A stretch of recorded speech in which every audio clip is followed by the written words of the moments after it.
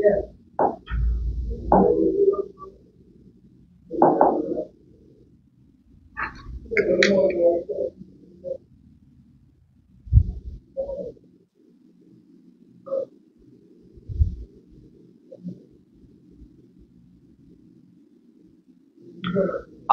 আলাইকুম ওয়া রাহমাতুল্লাহি তাআলা ওয়া বারাকাতুহু। সুপ্রিয় শিক্ষার্থীরা, আশা করি তোমরা সবাই অনেক অনেক ভালো আছো, সুস্থ আছো, সুন্দর আছো। পড়ালেখার আজকের তোমাদের যে মেগা ম্যারাথন ক্লাস আয়োজন করেছি আমরা, কিন্তু বাংলা প্রায় শেষ পর্যায়ে। আমাদের শেষ পর্যায়ের যে আগের পর্যায়ে, অর্থাৎ আজকে হচ্ছে আমরা আলোচনা করব তোমাদের এই যে যেখান থেকে একটা প্রশ্ন সিকিউ অবশ্যই আসবে, মানে দুইটা আসবে, তোমরা একটা অবশ্যই লিখতে হবে। সেটা হচ্ছে আমাদের যে তোমার ওই, হ্যাঁ হ্যাঁ হ্যাঁ, লাল সালোয়ার এবং আমরা নাটক আলোচনা করবো। সর্বপ্রথম আমরা যেটা আলোচনা করবো সেটা হচ্ছে তোমাদের ওই যে লাল সালু উপন্যাস, এবং পরবর্তীতে আমরা যেটা আলোচনা করবো সেটা হচ্ছে তোমাদের নাটক। তো তোমরা সবাই যারা যারা দেখতেছো সবাই একটু করে ক্লাসটা শেয়ার করে দিবা, এবং আমাকে ঠিক মতো দেখা যাচ্ছে কিনা। আজকে দা আমাকে ক্লাস হবে, তোমরা যারা লাল সালু সম্পর্কে টোটালি কিছু জানো না, তোমরাও কিন্তু এই যে এখান থেকে তোমরা আনসার করতে পারবা। তো আসলে আর কথা বাড়াচ্ছি না, অনেকক্ষণ চশমা দিয়েছি। তো আমরা প্রথমে এখান থেকে কি কি আলোচনা করবো ভাইয়া। তোমরা যেহেতু লাল সালুর একদম, তোমার সম্পর্কে লাল সালু সম্পর্কে তোমার ধারণা একদম শূন্য আমি ধরে নিলাম। প্রথমে আমরা কাহিনীটা পড়বো, কাহিনীর পর এখান থেকে সিকিউ এম সিকিউ কিভাবে আসবে পুরো কাহিনীটা আলোচনা করবো সংক্ষেপে। প্রথমে মনে করো এখানের মূল কাহিনীর মধ্যে আমরা চারটা উপকাহিনীতে ভাগ করতে পারি। এই যে মজিদের কি কি করে সেই জিনিসগুলো। তারপর হচ্ছে তোমার এমসিকিউর জন্য আমরা কিন্তু এখানে সুন্দর করে একটা ইয়া করেছি, এটা আমরা একটু পড়বো, কেমন? তো কাহিনীটা পড়ার পর এই যে প্রথম আমাদের সৈয়দ ওয়ালিউল্লাহ সম্পর্কে জানতে হবে। তো তোমরা যারা যারা দেখতেছো সবাই একটু করে ক্লাসটি শেয়ার করে দেবা। সবাই একটু তাড়াতাড়ি তাড়াতাড়ি নিচ ওয়ালে ক্লাসটি শেয়ার করে দাও। আমরা কিন্তু এখনো মাত্র 100 জন পার হয়েছি। আমরা কিন্তু আজকে 200 জন ক্লাস চাই, 200 জন ক্লাস হলে আমরা ক্লাস শুরু করে দিব। আসসালামু আলাইকুম। ততক্ষণ আমি সবার কমেন্ট পড়ি। আমার কিন্তু ভাই তোমাদের ক্লাস নিতে নিতে নিতে আমার কিন্তু গলা সহ অলরেডি ভেঙে গিয়েছে, এবং আমি আজকে যখন অফলাইনে ক্লাস নিচ্ছি সকালে নিতে পারতেছি না, মানে কথা বলতে পারতেছি না। তারপরেও আমি ক্লাস নিতে চলে আসছি, কারণ তোমাদের পরীক্ষা, কারণ আমার চিন্তা আমাদের এই যে পড়ালেখার যে স্টুডেন্ট গুলো রয়েছে, যারা আমাদের ফলোয়ার রয়েছে, তারা কিভাবে পরীক্ষা ভালো রেজাল্ট করবে। সেই জন্য তোমাদের জন্য এত কষ্ট, এত পরিশ্রম। দিন শেষে তুমি যদি ভালো রেজাল্ট করতে পারো, এটাই আমাদের সার্থকতা। তো সবাই নিচ ওয়ালে একটু করে ক্লাসটা শেয়ার করে দিবা। ওয়ালাইকুম আসসালাম স্যার, সন্দীপ থেকে আপনার ক্লাসটি করেছি। কে কোথা থেকে করতেছে একটু করে কমেন্ট করবা। আচ্ছা, আসসালামু আলাইকুম। স্মৃতি রয়েছে আমাদের সাথে, সেতু রয়েছে। ওয়ালাইকুম আসসালাম। শেয়ার ডান, শেয়ার ডান, ধন্যবাদ। সবাই শেয়ার করে দাও একটু করে, ভাইয়া প্লিজ সবাই একটু করে শেয়ার করে দাও। সবাই সবাই রিফাতুল্লাহ, আসসালামু আলাইকুম। আমরা সবার জন্য জাস্ট 2 মিনিট অপেক্ষা করবো। আমরা কিন্তু অন টাইমে চলে আসি, 3টা 10 বলেছি, 3টা 10 ক্লাস শুরু করে দিয়েছি। এবং আমি একটু করে আমার গ্রুপ যেগুলো আছে সেগুলো তো আর একটু করে শেয়ার করে দেওয়ার চেষ্টা করি। তোমার 1 মিনিট তোমাদের জন্য আরেকটা অপেক্ষা করতে হবে। তাহলে আমরা যদি একটু ক্লাসটা শেয়ার করে দিই, তাহলে তোমাদের জন্য যেটা দাঁড়ায় সেটা হচ্ছে ওকে ডান। আচ্ছা, তারপরে আমরা জেনে দিলাম। ওকে ডান, আমরা কিন্তু শেয়ার করে দিয়েছি। তাহলে এবার আমরা যে কাজটা করবো সেটা হচ্ছে লাল সালু উপন্যাসটা পড়বো। দেখো, আমি ধরে নিলাম ভাই তুমি লাল সালু সম্পর্কে একদম টোটালি জানো না। তারপরও একে লাল সালু এবং সিরাজউদ্দৌলা থেকে টোটাল 6টা এমসিকিউ আসবে। তো এখন আসলে এত বড় একটা টপিক, এত প্যারা নেওয়ার দরকার নাই। তোমরা প্রথমে কবি পরিচিতি ভালো করে দেখবা, কবি পরিচিতিকে অনেক সময় একটা দিয়ে দেয়। আমরা সর্বপ্রথমে কবি পরিচিতি পড়বো। দেখো, আমাদের লাল সালু উপন্যাস লিখেছেন সৈয়দ ওয়ালিউল্লাহ। তো এখন এই যে ওনাকে কি বলা হয়, এক কথাশিল্পী বলা হয় এবং অস্তিত্ববাদী উপন্যাসিক, বাংলা উপন্যাসের। এটা যারা পিডিএফ পেতে চাও, পিডিএফ তোমাদেরকে দেওয়া হবে, আপাতত লেখার দরকার নাই। তোমরা সবাই গ্রুপে জয়েন হয়ে যেতে পারো, কেমন? এবং ক্লাসটি শেয়ার করতে পারো, শেয়ার করলে কিন্তু পেয়ে যাবো। তাহলে আমরা এখান থেকে যে জিনিসগুলো পড়বো, তিনি হচ্ছে মূলত একজন সাহিত্যিক এবং নাট্যকার। এই জিনিসটা পড়বো সৈয়দ ওয়ালিউল্লাহ। এবং সৈয়দ ওয়ালিউল্লাহ এই যে বিভিন্ন ফরাসি অনুবাদের নাম আছে লাল সালুর। তারপর হচ্ছে আমরা ফরাসি অনুবাদটা না দেখে আমরা দেখবো ইংরেজি অনুবাদটা। লাল সালু উপন্যাসের যে ইংরেজি অনুবাদ সেটার নাম হচ্ছে তোমার কি, তোমার tree without roots, tree without roots, কেমন? ওকে, ওয়ালাইকুম আসসালাম। রংপুর থেকে আছি, আলহামদুলিল্লাহ ভালো আছি। তাহলে আমি কিন্তু প্রথমে কবি পড়ি, এখন কিন্তু আমরা উপন্যাসে যাই না, কেমন? তাহলে এই যে বিখ্যাত উপন্যাস লাল সালুটা আসলে 1948 সালের মূল বিষয় গ্রাম বাংলার মানুষের অশিক্ষা, কুশিক্ষা এবং ধর্মীয় বন্ডামের চিত্র কিন্তু এখানে তুলে ধরা হয়েছে, কেমন? আচ্ছা, তারপর আসো এবার এই উপন্যাসকে অভিহিত করা হয় বহুমাত্রিক। এবং এই দেখো, লাল সালু উপন্যাসকে কি নামে অভিহিত করা হয়? কে রাখবা? বহুমাত্রিক কালোর চিহ্ন, এটা কে রাখবা উপন্যাস হিসেবে। এবং আমাদের এই যে খাদ্য নদী খাদ্য কার উপন্যাস, এটা কে রাখবা? এটা হচ্ছে আমাদের লাল সালু, ওই যে সৈয়দ ওয়ালিউল্লাহ এবং চাঁদের অমাবস্যা কার উপন্যাস, কেমন? এবং এই উপন্যাস দুটি কেমন উপন্যাস সেটাকে রাখবা মনোসমীক্ষামূলক উপন্যাস। এগুলো আমরা প্রথমে কবি পরিচিত করেছি, তোমাদের বইয়ে নাই, সেজন্য তোমরা একটু ভালো করে ক্লাস শেয়ার করে দাও। পিডিএফ দিব যারা ক্লাস শেয়ার করবে তাদের। ওকে, আমাকে নক দিয়ে সমস্যা নেই, না দিলে আমি বলবো। চাঁদের অমাবস্যা উপন্যাসের প্রধান চরিত্র, এগুলো দরকার নাই। কাদো নদী, এগুলো দরকার নাই। তারপরেও তোমরা এটা রাখতে পারো, মনে দরকার নাই। তারপরেও চেতনা, জীবনবাদী চেতনার প্রতীক। এই যে এখানে এটা একটু গুরুত্বপূর্ণ। সৈয়দ ওয়ালিউল্লাহর বেশিরভাগ গল্পে কি প্রকাশ পেয়েছে, মানে তিনি যে রচনা করতেন, সাহিত্য রচনা, সেটা হচ্ছে গ্রাম বাংলা যে মানুষ ধর্মান্ধ ছিল এবং গ্রাম বাংলার মধ্যে একটা কুসংস্কার ছিল, সেটার বাস্তব চিত্র কিন্তু তার রচনার মধ্যে আমরা দেখতে পাই। কেমন? আচ্ছা, তারপর দেখো সৈয়দুল্লাহ আর একটা নাটক আমরা দেখতে পাই, বহিপীর নাটক, তোমরা 9-10 পড়েছো, অন্ধকার দিক পেয়ে দিয়েছে বুঝছো। এটা দেখো, সৈয়দ ওয়ালিউল্লাহ 1922 সালে 15 আগস্ট চট্টগ্রামে কোথায় জন্মগ্রহণ করে? আমাদের চট্টগ্রাম বিভাগে যারা আছো তারা একবার চট্টগ্রামের 16 শহর, এখানেই না আমাদের পাশেই চট্টগ্রামের 16 শহরে জন্মগ্রহণ করেন। কেমন? তাহলে যারা চট্টগ্রাম বিভাগ আছে তাদের জন্য একটু গুরুত্বপূর্ণ, চট্টগ্রাম বোর্ডে আছে। তাহলে তার সাহিত্যকর্মগুলো আমরা একটু দেখি এবং কোথায় মারা যায়, কোন কবি ফ্যারিসে মারা যায়, সেটা হচ্ছে আমাদের সৈয়দ ওয়ালিউল্লাহ। এবার আসো লাল সাল উপন্যাসের তার সাহিত্যকর্ম, আমাদের সৈয়দ ওয়ালিউল্লাহর সাহিত্যকর্ম। লাল সাল হচ্ছে সৈয়দ ওয়ালিউল্লাহর প্রথম উপন্যাস, একটা পেলাম। সৈয়দ ওয়ালিউল্লাহর কি প্রথম উপন্যাস? ভাইয়া তোমরা যারা আছো কেউ ক্লাস মিস করবে না। লাল সাল থেকে যতগুলো সিকিউ আসতে পারে, যতগুলো এমসিকিউ আসতে পারে, সব কিছু দেওয়া হবে এখানে, মানে ক্লাসের মধ্যে। প্রথমে আমি ধরে নিলাম তুমি কিছু জানো না, এবং তোমাকে আমি প্রথমে পুরো কাহিনী বলবো লাল সাল উপন্যাসের, কোন ঘটনার পর কি হয়, মানে এখানে কয়টা ঘটনা হয় সবগুলো সংক্ষেপে বলার চেষ্টা করব। তার প্রত্যেকটা চরিত্র আমরা বিশ্লেষণ করব। যখন দেখবো বিশ্লেষণ করা হয়ে যাবে, যে চরিত্রগুলো বিশ্লেষণ করবে দেখবে সেগুলো থেকে তোমার এমসিকিউ চলে আসছে। তো সেই জন্য তোমাদেরকে একটু জাস্ট ধৈর্য লাগবে। যারা ক্লাস করেছো তোমরা জানো আমাদের ক্লাসগুলো কেমন হয়। ওকে, তাহলে এটা একটু খেয়াল রাখবা। ওকে, দেখো লাল সালু উপন্যাসকে এটা বলেছি, লাল সালু একটি ধ্রুপদী সৃষ্টির, একটি খেয়াল রাখবা। লাল সালু বাংলা সাহিত্যের কি বলা হয়? ধ্রুপদী সৃষ্টি বলা হয়। লাল সালু হচ্ছে লাল রঙের কাপড়, লাল সালু হচ্ছে কি লাল রঙের কাপড়, এগুলো তো মাথায় থাকবে তোমাদের, এটা তো বলেছি। ওকে, তারপরে দেখো চাঁদের অমাবস্যা একটা উপন্যাস, এটা তো দরকার নাই, এগুলো দরকার নাই। কাদো নদী নাজর, এগুলো দরকার নাই। তেমন ছোট গল্প, আমাদের সৈয়দ ওয়ালিউল্লাহ ছোট গল্পগুলো একটু খেয়াল রাখবা। একটা হচ্ছে দুই তীর ও অন্যান্য গল্প, নয়ন ছাড়া, একটা হচ্ছে গল্প সমগ্র, তিনটা ছোট গল্প তার। তারপরে হচ্ছে তার নাটকের মধ্যে সবসময় বেশি যেটা আসে তরঙ্গভঙ্গ, সুরঙ্গ, উজানের মৃত্যু, বহিফির, খুবই গুরুত্বপূর্ণ, দেখে রাখবা। বহিফির কার রচনা, কত সালে? উজানের মৃত্যু, তরঙ্গভঙ্গ, সুরঙ্গ, এগুলো একটু মাথা রাখবা। আমাদের সৈয়দ ওয়ালিউল্লাহর যে নাটকগুলো, একটা হচ্ছে উজানের মৃত্যু, বহিফির, তরঙ্গভঙ্গ, সুরঙ্গ। বহিফির উজানের মৃত্যুতে সুরঙ্গে তরঙ্গভঙ্গ হয়, এভাবেও রাখতে পারো। বহির্পির উজানে, উজান যেহেতু যে উজানের তরঙ্গভঙ্গ হয়ে সুরঙ্গ দিয়ে পালায়, এভাবেও বলতে পারো। সৈয়দ ওয়ালিউল্লাহ রচিত একটি উপন্যাস, প্রথম উপন্যাস। ওকে, থ্রি উইদাউট রুটস এগুলো বলে ফেলেছি। আচ্ছা, তারপরে দেখো এবার আমরা মূল উপন্যাসটা শুরু করব। মূল উপন্যাসটা শুরু করার জন্য আমরা তোমাদেরকে যে জিনিসটা বলবো সেটা হচ্ছে ক্লাসটা আরেকবার করে শেয়ার করে দাও। এবার দেখো আমরা সরাসরি লিখে পড়বো বলতে একদম হোয়াইট বোর্ডে পড়বো। কেমন? এখানে সবাই একটু খাতা কলম নাও, আমি সংক্ষেপে পড়ানোর চেষ্টা করতেছি। দেখো ভাইয়া, তাহলে কবি পরিচিতি করলাম, এবার আমরা সরাসরি উপন্যাসে চলে গেলাম। চরিত্র বিশ্লেষণ আর চরিত্র পরে বিশ্লেষণ করব। এখানে যিনি মূল প্রধান চরিত্র তার নাম হচ্ছে মুজিব, কেন্দ্রীয় চরিত্র। মুজিব সম্পর্কে আমরা বিস্তারিত পড়বো, তবে তোমরা একটু মনোযোগী হতে হবে। নাকি তোমরা যদি বলো আগে চরিত্র বিশ্লেষণ করেন তারপর যে কাহিনীগুলো বলেন, তাহলে কি হয়? তোমরা যেটা বলবো আমরা সেটাই করাবো। এখন তোমরা যদি বলো ভাইয়া আপনি আগে চরিত্রগুলো বিশ্লেষণ করে ফেলেন, তারপর হচ্ছে উপন্যাসটা পড়াই দেন, নাকি আগে উপন্যাস পড়াবো নাকি পরে, বলো, তোমরা বলে দেন। আচ্ছা, ওকে ওকে, তাহলে তোমরা যারা একদম শূন্য জ্ঞানে সম্পন্ন তারাও কিন্তু এই উপন্যাসটা যদি ক্লাসটা করো, উপন্যাস সম্পর্কে তোমরা ধারণা একদম হয়ে যাবে। এবং এখান থেকে যে যে সিকিউ আসবে আমার শীটটাও তোমাদেরকে দিয়ে দেবো, এই শীটটা সবগুলো হয়ে যাবে ইনশাআল্লাহ। এরপরে তো আমাদের সন্ধ্যায় কিন্তু নাটকের ক্লাস হবে। তাহলে এখন তোমরা যেহেতু বলেছো চলে আসলাম, ধন্যবাদ মজিদ, তাবাসসুম। ওকে, আর কেউ আছে? বলো। তাহলে তোমাদের কিন্তু যেহেতু কোনো রেসপন্স পাচ্ছি না, আমরা সরাসরি শুরু করতেছি লাল সালু উপন্যাস। কেমন? লাল সালু উপন্যাসটা শুরু করে তারপর আমরা চরিত্র বিশ্লেষণ করব।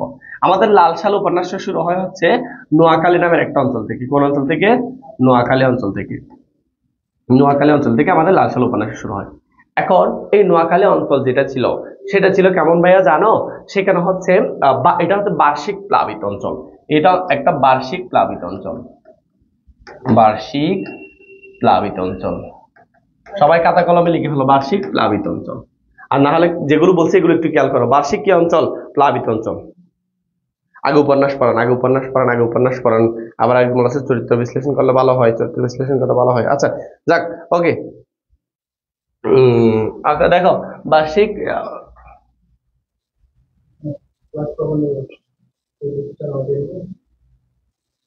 না, ইয়া থেকে দেন, 7টার পর 5টা থেকে দেন, 5টা, হ্যাঁ, 5টা 6টা থেকে দেন দরকার হলে, 6টা থেকে।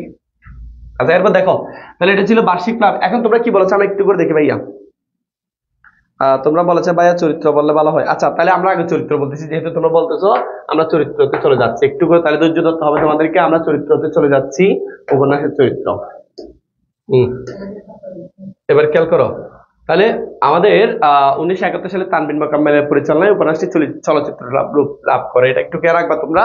তারপর দেখো, আমরা একটু করে লাইট গুলো অফ করে দিই। তারপর দেখো, চরিত্র অভিনয়কে রাইসুল ইসলাম আসাদ কে রাখবা, এগুলো দরকার নাই তেমন। এই যে এখানের মধ্যে যেটা গুরুত্বপূর্ণ সেটা খেয়াল করো। এটা হচ্ছে চরিত্র শ্রেষ্ঠ চলচ্চিত্র হয় কত সালে? 2001 সালে। খুবই গুরুত্বপূর্ণ, আমি যেগুলো গুরুত্বপূর্ণ সেগুলো পড়াবো। এবং এবং এই যে চলচ্চিত্র পুরস্কার কি করে জাতি আটটির সাথে উনি, এটা হচ্ছে আমাদের লাল সালে, যেটা তোমার কি ছিল, তোমরা অলরেডি ইউটিউবে চার্জ দিলে পাবা। পাশাপাশি দর্শকের ভিতরে একটি শ্রেষ্ঠ 10টি বাংলাদেশি চরিত্রের তালিকা স্থান পেয়েছে। ক্লাস নিতে নিচ্ছে ভাই, আসলে গলা ভেঙে গেছে, তারপর ক্লাস নিচ্ছি। তাহলে দেখো, এখানে খুবই গুরুত্বপূর্ণ, লাল সালো উপন্যাস অনুযায়ী কি না হলে বিদেশে এক পাও চলে না, সেটা হচ্ছে বদনা। বদনা মানে তোমরা চিনো, আঞ্চলিক ভাষায় লোড়া বলা হয়, যেটা দিয়ে বাথরুমে আসলে প্রাকৃতিক ডাকে সাড়া দেওয়ার পর যে জিনিসটা পরিষ্কার করা হয়, তোমরা সবাই জানো ওটাকে আসলে বদনা বলা হয়। কেমন? চরিত্র বলতেছি, চরিত্র চরিত্র বলবো এখন। তাহলে নোয়াখালী অঞ্চলে সবচেয়ে দেখো বেশি কি দেখা যায়? টুপি। টুপির চেয়ে বেশি কি দেখা যায়? শস্য দেখা যায়। এটা কেন বলেছে সেটা আমি তোমাদেরকে বলি। নোয়াখালী অঞ্চলটা ছিল বার্ষিক প্লাবিত অঞ্চল, তো সেখানে তোমার কি তেমন শস্য উৎপাদন হতো না, যার কারণে সেটা হচ্ছে ওই যে মানুষজন আসলে ধর্মীয় শিক্ষায় শিক্ষিত থাকতো, যার কারণে সবার মাথায় একটা করে টুপি থাকতো। কিন্তু আসলে টুপির চেয়ে ধর্মের আগাছা বেশি ছিল, কারণ তারা হচ্ছে ধর্মের নামে ভণ্ডামি করতো। আর এটা দেখো, কিন্তু দেশটা মরার দেশ। মরার দেশ কেন? শস্যহীন বলে বলেছিলাম। এইটা বার্ষিক প্লাবিত অঞ্চল, এই অঞ্চলে তেমন শস্য উৎপাদন হয় না, যার কারণে ওই অঞ্চলের মানুষগুলো ওই এলাকা ছেড়ে পালাতো, এবং পালাতো না, চলে যেত বাংলাদেশের বিভিন্ন অঞ্চলে চলে যেত। মহাপতনগর থেকে গ্রামের মানুষ আসতে লাগলো কেন? মাজারে মানত করতে। আচ্ছা, এগুলো আবার মহাপতনগরে। আচ্ছা, এগুলো আমরা চরিত্র বিশ্লেষণে পুরোটা চলে গেলে তাহলে আর একটু ক্লিয়ার হয়ে যাবে। আচ্ছা, চরিত্র বিশ্লেষণে তোমরা দেখো, এখানে তোমরা দেখতেই পারছো, এটাই হচ্ছে মজিদ। মজিদ কেমন ছিল? মিথ্যাবাদী, স্বার্থপর, বন্ড। তারপর হচ্ছে তোমার আর কিছু না। তারপর হচ্ছে রহিমা কেমন ছিল? দেখো, রহিমা ছিল বিশ্বস্ত। কেমন? এখানে চরিত্রটা তোমরা দেখবা, এগুলো সৃজনশীল যে টপিক গুলো সেটা। এরপরে তোমরা মজিদকে দেখতে পাচ্ছ, এটা হচ্ছে পীর মজিদ। কেমন? মজিদকে দেখতে পাচ্ছ না? এই মজিদকে দেখতে পাচ্ছ কিনা বলো। বদনার কথা বললেন না। আচ্ছা, নোয়াখালী বিভাগ, হ্যাঁ নোয়াখালী অঞ্চল না, নোয়াখালী বিভাগ। আচ্ছা, এরপর দেখো, এখানে তোমরা মসজিদ পীরকে দেখতে পাচ্ছ কিনা দেখো তো, এটা মসজিদ। দেখো তো মসজিদকে চিনো কিনা তোমরা ভাইয়া, মসজিদকে চিনো কিনা দেখো। মসজিদকে চিনে থাকলে তোমাদের সবার একটা করে কমেন্ট চাই। মসজিদ কে হতে পারে? এটা মসজিদ কে হতে পারে বলো। মসজিদ কে? মসজিদ কে? এটা মসজিদ। তোমরা দেখতে পাচ্ছ না? তোমাদের লাল সাল উপন্যাসের কেন্দ্রীয় চরিত্র হচ্ছে মসজিদ। আমরা চরিত্র বিশ্লেষণ করতেছি, এটাই হচ্ছে তোমাদের সেই মসজিদ। আচ্ছা, এরপর দেখো, হ্যাঁ মজিদ। তাহলে দেখো, এই যে এটাই হচ্ছে মজিদ। লাল সালু উপন্যাসের মূল বা কেন্দ্রীয় চরিত্র মজিদ। মজিদ কুসংস্কার, সততা, প্রতারণা এবং অন্ধবিশ্বাসের প্রতীক চরিত্র। তাহলে যদি বলা হয় মজিদ কিসের চরিত্র উপন্যাসে, তখন তুমি বলবা কুসংস্কারের চরিত্র, বা কুসংস্কারের প্রতীক, সততার প্রতীক, প্রতারণার প্রতীক, অন্ধবিশ্বাসের প্রতীক চরিত্র। অর্থাৎ মানুষের মধ্যে অন্ধবিশ্বাস সে নিয়ে আসে, এবং সে নিজেও এরকম। ওয়ালাইকুম আসসালাম। এরপর দেখো, আমরা যদি একটু বলি, মজিদের চরিত্রের মাঝে লক্ষণীয় বিষয়গুলো হচ্ছে সে মানুষকে ধর্মবিশ্বাস, ভক্তি এবং আনুগত্য, ইচ্ছা ও বাসনা নিয়ন্ত্রণ করতে চায়। অর্থাৎ সে যখন মহব্বত নগরে যায়, তখন মহব্বত নগরের মানুষকে সে নিয়ন্ত্রণ করতে চায়। সেজন্য এই উপন্যাসটার নাম দেওয়া হয়েছে ট্রি উইথাউট রুটস। অর্থাৎ ট্রি উইথাউট রুটস মানে হচ্ছে শিকড়বিহীন একটা গাছ। শিকড়বিহীন একটা কি গাছ? অর্থাৎ একটা গাছ উঠেছে নোয়াখালীতে, তার এই যে মজিদের বংশ পরম্পরা সবাই ছিল কোথায়? নোয়াখালীতে। কিন্তু সে সেখান থেকে মধুপুর থেকে মহাপতনগর, কাহিনীতে তো তোমরা পড়েছো। যারা পড়ে তারা ক্লাস শেষ পর্যন্ত থাকবা, তাহলে তোমরা বুঝতে পারবা। আচ্ছা, তো সেজন্য এখানে সে এসে নিয়ন্ত্রণ করতে চায়, সেজন্য বলেছে ট্রি উইথাউট রুটস। অর্থাৎ তার শেকড় নাই, এখানে কোনো বংশ নাই, তারপরে সেখানে গাছের মতো হয়ে দাঁড়িয়েছে, নেতার মতো হয়ে গিয়েছে, যে যাকে ইচ্ছে তাকে শাস্তি দিচ্ছে, যাকে ইচ্ছে এমন করতেছে। কেমন? আচ্ছা, এরপর দেখো, হ্যাঁ, নিজের স্বার্থ রাখার জন্য যে কোনো নীতিহীন সে কাজ করতে দ্বিধাবোধ করে না। মোহাম্মদনগর গ্রামে প্রবেশ করে নিজের প্রতিপত্তি বিস্তার করে মজিদ, যার মাধ্যমে বুদ্ধিমত্তার পরিচয় পাওয়া যায়। মজিদের কি মোহাম্মদনগর প্রবেশের মাধ্যমে কি প্রকাশ পায়? বুদ্ধিমত্তা। মোহাম্মদনগর প্রবেশটা কেমন ছিল? নাটকীয়। তারপর দেখো, অল্প বয়সী মেয়েকে সে দ্বিতীয় বিয়ে করে। অল্প বয়সী মেয়ের ছবিটাও আমরা দিয়েছি এবং মজিদ কাকে বিয়ে করে সেটাও তোমরা দেখবা। তারপরে দেখো, তার চরিত্রের লালসার দিকটি স্পষ্ট হয়। তাহলে দেখো এখানে মজিদের লালসার বিষয় থেকে সৃজনশীল আসতে পারে যদি কোনো মহিলাকে সে বিয়ে করে, এবং মহিলার সাথে যদি সৃজনশীল হয় তখন সেটা জমিলা হবে। তারপর হচ্ছে তোমার ওই যে বিধবা মেয়ে, মানে হচ্ছে ঘর ছাড়া শ্বশুর শ্বশুর ঘর বিতাড়িত একটা মেয়েকে বিয়ে করে, এরকম হলে রহিমা হবে, কারণ সে তো দুইটা বিয়ে করে। এই মানুষটা দুইটা মেয়েকে বিয়ে করে, মানে দুইটা বিয়ে করে, কেমন? তারপরে খেয়াল করো কি বলেছে, হ্যাঁ, আহ তারপরে কি বলেছে, হ্যাঁ, তার দ্বিতীয় স্ত্রী জমিলা যখন অবাধ্য হয়ে যায় তখন মজিদ দিশাহারা হয়ে যায়। উপন্যাসের শেষে মজিদের নিজের মনে অস্তিত্ব সংকটের দিকটি স্পষ্ট হয়ে ওঠে। কারণ উপন্যাসের শেষে আমরা দেখতে পাই মজিদ যে অস্তিত্ব সংকটে পড়ে, সে যেখানে থাকবে না, সে যে বন নামে যে পরিচয় দিয়েছে সেটা কিন্তু জমিলা তার মুখে তুতু দিয়ে সর্বোচ্চ প্রতিঘাত প্রবেশ করেছে। আচ্ছা, এবার দেখো মজিদের শারীরিক গঠন কেমন? শীর্ণকায়। শীর্ণকায় মানে কি ভাইয়া? লেডা, মানে হচ্ছে একদম এরকম চিকনা চিকনা টাইপের। তারপর দেখো, মজিদের প্রথম স্ত্রীর নাম রহিমা, দ্বিতীয় স্ত্রীর নাম জমিলা। সে এখন কি ধর্ম ব্যবসায়ী, বন্ড, স্বার্থপর, শোষক প্রকৃতির। মজিদ উপন্যাসে মজিদ নামটি রয়েছে কতবার? 488 বার। কে রাখবা? মজিদ পুরো উপন্যাসের মধ্যে কয়বার রয়েছে? 488 বার। তারপর দেখো, পাথর এবার নড়ে। পাথর এবার নড়ে, এখানে পাথর বলতে বোঝানো হয়েছে মজিদকে। মজিদ মাঝে মাঝে মধ্যে এরকম শক্ত হয়ে থাকতো, তখন মাঝে মধ্যে যখন নড়তো তখন বলা যায় পাথর এবার নড়ে। আর তারপর দেখো, সাপ জেগে উঠেছে ছুবল মারার জন্য, এখানে মজিদের লালসা। কারণ হচ্ছে মজিদ যে যখন, এটা আসলে বলা ভালো না বলতে বলতেই তো হবে, তোমাদের পড়াচ্ছি। সে যখন অনেকের মাথার উপর দিয়ে যাবে, সেজন্য আগে পড়ানো উচিত ছিল। সে যখন আসলে ওই যে খালেক ব্যাপারের স্ত্রীর পা দেখে, তখন সে আসলে ওই যে একজন পুরুষ মানুষের মধ্যে যেটা কন্ট্রোলের ব্যাপার স্যাপার আসে সেটা তার মধ্যে থাকে না। তো তখন সে যেটাই বলেছে আর কি। যাক, সাপ দিকে মজিদের লালসা, অর্থাৎ ওই যে আমানা বেবির দিকে তাকাই, মানে একটা ছেলের জন্য যেটা খুবই খারাপ, কেমন? তারপর দেখো, সে এখন ঝড়ের মুখে উড়ে চলা পাতা না, এখানে সে হলো কে? মজিদ। তাহলে যদি বলা হয় সে এখন সে ঝড়ের মুখে উড়ে চলা পাতা না, এখানে সে হচ্ছে মজিদ। অন্ধকারে মজিদের চোখ ছকছক করে কিসের মতো? সাপের মতো। খুবই গুরুত্বপূর্ণ লাইনগুলো কিন্তু আমরা এখানে নিয়েছি। তারপর দেখো, মাজারের আয় দিয়ে স্বল্প কিছুদিনের মধ্যে মজিদ কি করে? ঘর বাড়ি করে, জমি জমার মালিক হয়। দেখছো মানুষ আসলে কিরকম ছিল তখন? মজিদের শক্তির উপর থেকে আসে, ওই যে আল্লাহ দিচ্ছে, কারণ সে মাজার, কারণ মানুষের মধ্যে একটা বিষয় আছে, মাজারের মানুষগুলো ভালো হয়, ধার্মিক হয়, এই সেইগুলো আর কি। বুঝতে পারছো? তারপর দেখো, আসে ওই শালো কাপড়ের আবৃত মাজার থেকে, মানে মসজিদের শক্তি কোথা থেকে আসে? উপর থেকে আসে, শালো কাপড়ে আবৃত যে মাজার সেটা থেকে আসে। কারণ মাজারটি তার শক্তির মূল। কে রাখবা? নীরবতার মধ্যে মসজিদ হঠাৎ একটা শক্তি বোধ করা হচ্ছে অন্তরে। তারপর দেখো, মসজিদের গড়া মাজারে লোকজন আসা কমে যায় কেন? ওই যে আরেকটা পীর আছে, আওয়ালপুরের পীর, কেমন? ওটার কারণে। তারপর দেখো, মাঠ ভরা ধান দেখে যাদের মনে মাটির প্রকৃতির পূজার ভাব দেখে মসজিদের দৃষ্টি, তারা হচ্ছে বুত পূজারী। অর্থাৎ ওই যে ধান দেখে তারা একটা একটা গান গাইতো, যারা কৃষক তারা, তো তাদের এই টপিকটা, এটা স্যার সহপাঠের। তারপর দেখো, মজিদ যার চোখে বই দেখেছে সেটা হচ্ছে কি? রহিমার চোখে বই দেখে, আর কারো চোখে বই দেখে নাই। হাসুনি আমার কাছে কি চেয়েছিল? তামাক। কারণ মজিদ হাসুনির মাকেও কিন্তু মনে মনে লাইন মারতো, মানে ভালোবাসার চেষ্টা করতো আর কি। আচ্ছা, তোমরা একটু ক্লাসটা শেয়ার করে দাও, রিচ কমে গেছে। তারপর দেখো, হাসুনির মাকে কি রঙের শাড়ি কিনে দিয়েছিল মজিদ বলতো? বেগুনি রঙের। এগুলো সবগুলো এমসিকিউ পড়া ফেলছে চরিত্র বিশ্লেষণের সাথে সাথে, অর্থাৎ চরিত্রটা কি করে সাথে সাথে এখানে এমসিকিউ গুলো সহ।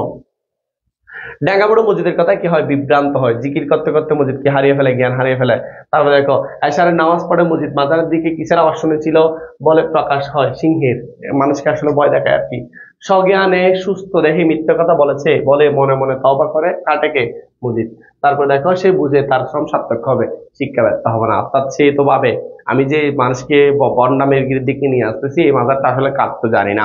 তো এটা মাঝে মধ্যে নিজে নিজে সে তওবা করার চেষ্টা করে, সুস্থ দেহে তওবা কাটে মসজিদ।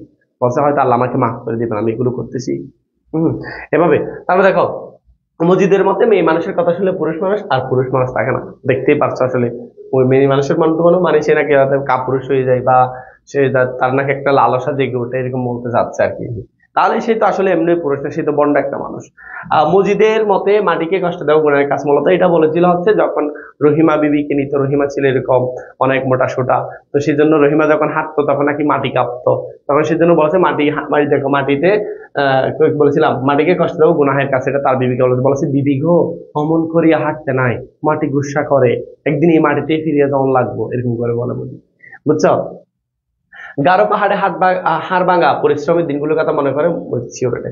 কারণ মজিদ প্রথমে কিন্তু মোহাম্মদনগর আসে না, প্রথমে নোয়াখালী থেকে সে যায় হচ্ছে কোথায়, ওই যে ময়মনসিংহের একটা পাহাড়ে, সেটার নাম ছিল গারো পাহাড়, মধুপুর অঞ্চলে, বুঝছো?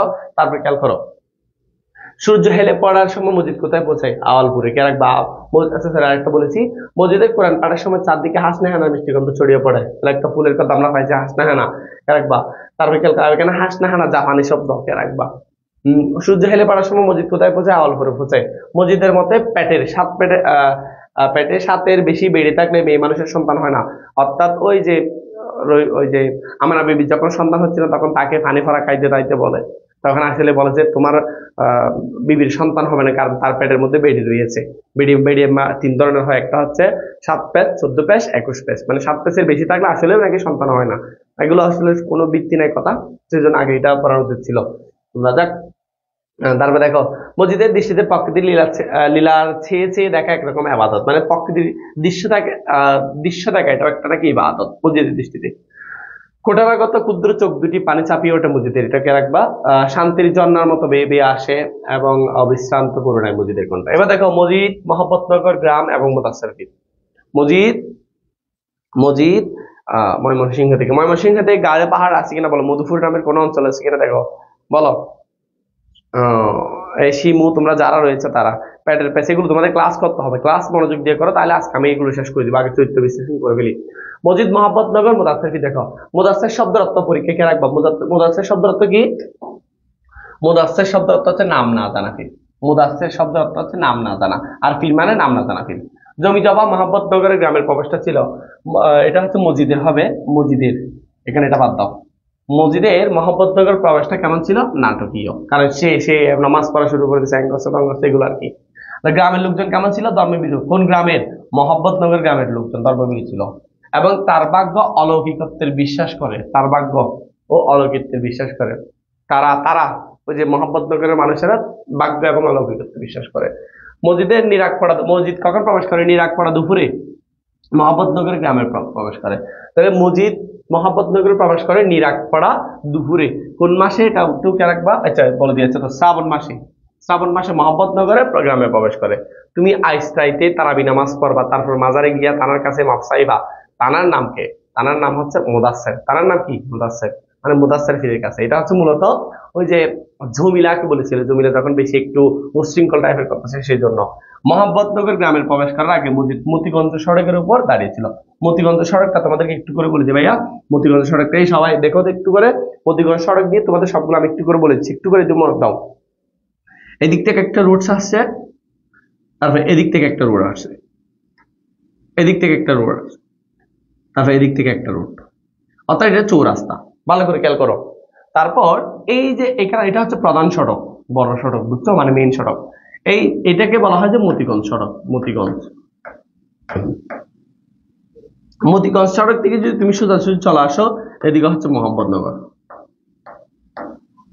লিখে ফেলো বইতে। আবার মতিগঞ্জ সড়ক দিকে তুমি যদি এদিকে যাও, এদিকে হচ্ছে আওয়ালপুর, মানে এই রাস্তা দিয়ে আওয়ালপুর যাওয়া যায়।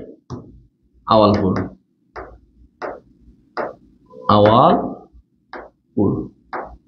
আবার এদিকে যদি আসো, এদিকে হচ্ছে করিমগঞ্জ। মনে থাকবে। তারপরে খেয়াল করো, মোহাম্মদনগর শ্রাবণ মাসে প্রবেশ করে। এখানে আরেকটা জিনিস বলে দিই, মসজিদ এই যে আওয়ালপুরে যাওয়ার পথে এই জায়গায় একটা গাছ আছে, আমি গাছটা একটু অন্য কালার দিয়ে লেখার চেষ্টা করি। এখানে একটা কি রয়েছে? গাছ রয়েছে। এই গাছটা হচ্ছে তেঁতুল গাছ। এই তেঁতুল গাছের একটা নাম আছে, নামটা বলো তো ভাইয়া তোমরা, এটার নামটা বলো একটু। এটার নাম হচ্ছে দেবংশী তেঁতুল গাছ। এটার নাম কি গাছ? দেবংশী তেঁতুল গাছ। কেমন? এই দিক দিয়ে তারা আওয়ালপুরে যায়। করিমগঞ্জের মধ্যে স্কুল রয়েছে, হসপিটাল রয়েছে, এবং আওয়ালপুরে ফিরে আছে। মোহাম্মদনগর গ্রামটা তোমরা দেখতেই পাচ্ছ। তো এখানে মতিগঞ্জ সড়কের পাশে কিন্তু বিলাত ধানক্ষেত ছিল মোহাম্মদনগর ঢোকার পথে। এখানে নৌকা নিয়ে মাছ ধরেছিল তাহের আর কাদের, আমরা পড়বো তাহের কাদের রতন তিন ভাই। তাদের একটা বোন ছিল হাফসিনীর মা ডাঙ্গা বুড়ো, কেমন ডাঙ্গা বুড়োর আচ্ছা ছেলে আর কি। আচ্ছা তাহলে এখানে আমরা কিন্তু ওই যে চিত্রটা মোহাম্মদনগরটা শিখলাম। তাহলে মতিগঞ্জ সড়ক দিয়ে উপর দাঁড়িয়েছিল, এখানে কিন্তু দাঁড়িয়েছিল এখানে যখন ওরা মাছ ধরছে সে দেখে। সেজন্য যদি বলা হয় মসজিদ যখন সর্বপ্রথম মোহাম্মদনগরে প্রবেশ করে তখন কার সাথে সর্বপ্রথম দেখা হয়, কাদের সাথে, সেটা হচ্ছে তাহের এবং কাদের সাথে, কাদের সাথে। কারণ তাহের এবং কাদের সেই সময়ে ওই যে মতিগঞ্জ সড়কের পাশে যে বিলাত ধান ক্ষেত ছিল, মানে ধানের ক্ষেত হালকা হালকা পানি হয়েছে, সেখানের মধ্যে তারা মাছ ধরতেছে। তো তাদের নাকি একটা মাছও ধরা পড়ে। হম তারপর দেখো, এরপর খেয়াল করো, মজিদ স্বপ্নে দেখে মুদাসসির ফিরে নির্দেশ পেয়ে মোহাম্মদনগর গ্রামে, সেটা একটা ভুয়া কথা। তারপর দেখ, যদিও সেটা মানুষকে বলছে এখানে যে মুদাসসির ফিরে হয়েছে তিনি আমাকে স্বপ্নে দেখাইছে করছে এগুলো আর কি। মসজিদের আগমনে মুহূর্ত মোহাম্মদনগরের সমগ্র গ্রামকে চমকে দেয়। কারণ বলছে এরকম একটা মানুষ, কারণ সে যখন আসে সেই জায়গায় এসে নামাজ পড়া শুরু করে দেয়। তো এখন মসজিদ ওই যে মোহাম্মদনগরের মানুষের জীবন তো এরকম তেমন নামাজ পড়ে না, ধর্মভীরু কিন্তু ধর্ম পালন করে না। তো যার কারণে যখন দেখতেছে রাস্তার মাঝে নিরাগ পড়া দুপুরে সূর্য যখন ঠিক মাথার উপরে তখন একজন মানুষ নামাজ পড়তেছে, তখন তাদের মসজিদের প্রতি একটা ইতিবাচক ধারণা তৈরি হয়। সেজন্য এই কথাটা বলেছে মূলত। মসজিদ মোহাম্মদনগর গ্রাম পরিত্যক্ত কবরকে মুদাসসির ফিরের কবর বলে গ্রামবাসীকে জানায়। এটা আসলে মুদাসসির ফিরের যেটা কবর সেটা হচ্ছে কে জানো, সেটা হচ্ছে সরকারি কর্মকর্তার পূর্বপুরুষের কবর। এটা আসলে আগে কাহিনী পড়ালে তোমাদের জন্য আরো ক্লিয়ার হয়ে যেত, একদম ক্লিয়ার মতো হয়ে যেত। যাক, তারপরে পড়া ফেলতেছি যখন আগে পড়া ফেলি। তারপর কাহিনীর সময় অবশ্যই থাকবে, দেখবে আসলে উপন্যাস তোমাদের আর ভুলার কোনো সুযোগ নেই, তুমি অন্যজনকে পড়াতে পারবা। তো সেই জন্য তো ভাইয়াকে একটু ক্লাস শেয়ার করতে হবে। কল্পিত মুদাসসির ফির কবরটির ভেতরটা সুড়ঙ্গের মতো, রাখবা সুড়ঙ্গের মতো, এখানে বোঝার কিছু নেই। মসজিদ নিজেকে কল্পিত মাজার খাদেম, নিজেই নিজেকে বলতেছে আমি এই মাজারে খাদেম। কোন মাজার? মুদাসসির ফিরের। তাহলে আমি আবার বলতেছি মুদাসসির ফিরের কবরটা আসলে সরকারি কর্মকর্তার কবর, যারা মোহাম্মদনগর গ্রামে থাকে না, অনেক দূরত্বে কয়েক পুরুষ সাথে তারা চাকরির সুবাদে তারা কিন্তু এখন বর্তমানে শহরে থাকে। আসলে তোমাদের কমেন্ট গুলো পড়তেছি না, আমি সরাসরি আগে পড়ায় ফেলতেছি। হুম 3 দিনের পথ, হ্যাঁ হ্যাঁ ওকে। এরপর খেয়াল করে দেখবা আস্তে আস্তে। তারপর দেখো কোথায় ছিলাম, হ্যাঁ কল্পিত মুদাসসির পীরের মাজারটি লাল সালে কাপড় দিয়ে ডেকে দিয়েছিল, মসজিদে ডেকে দিয়েছিল। তারপর দেখো মানে লাল জলযুক্ত একটা কাপড়। আহ এটাকে মুদাসসির পীরের, এখানে একটা চলে আসছে, মুদাসসির পীরের কবর আবিষ্কার করায় মসজিদের চরিত্রে কোন দিকটি উন্মোচিত হয়েছে, কে রাখবা মিথ্যাচার। কারণ হচ্ছে এটা তো মুদাসসির পীরের মাজার না, কেমন, তাহলে এটা হচ্ছে মুদাসসির পীরের কি না, মাজার না।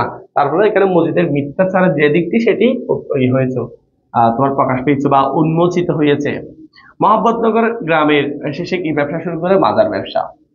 মসজিদের শক্তি প্রতিফলিত হয় গ্রামবাসীর উপর, কারণ সেই গ্রামবাসীর ধর্মবিশ্বাসকে সে প্রথমে পুঁজি করে না, পুঁজি করে তাদের বিশ্বাসকে সে কাজে লাগায়।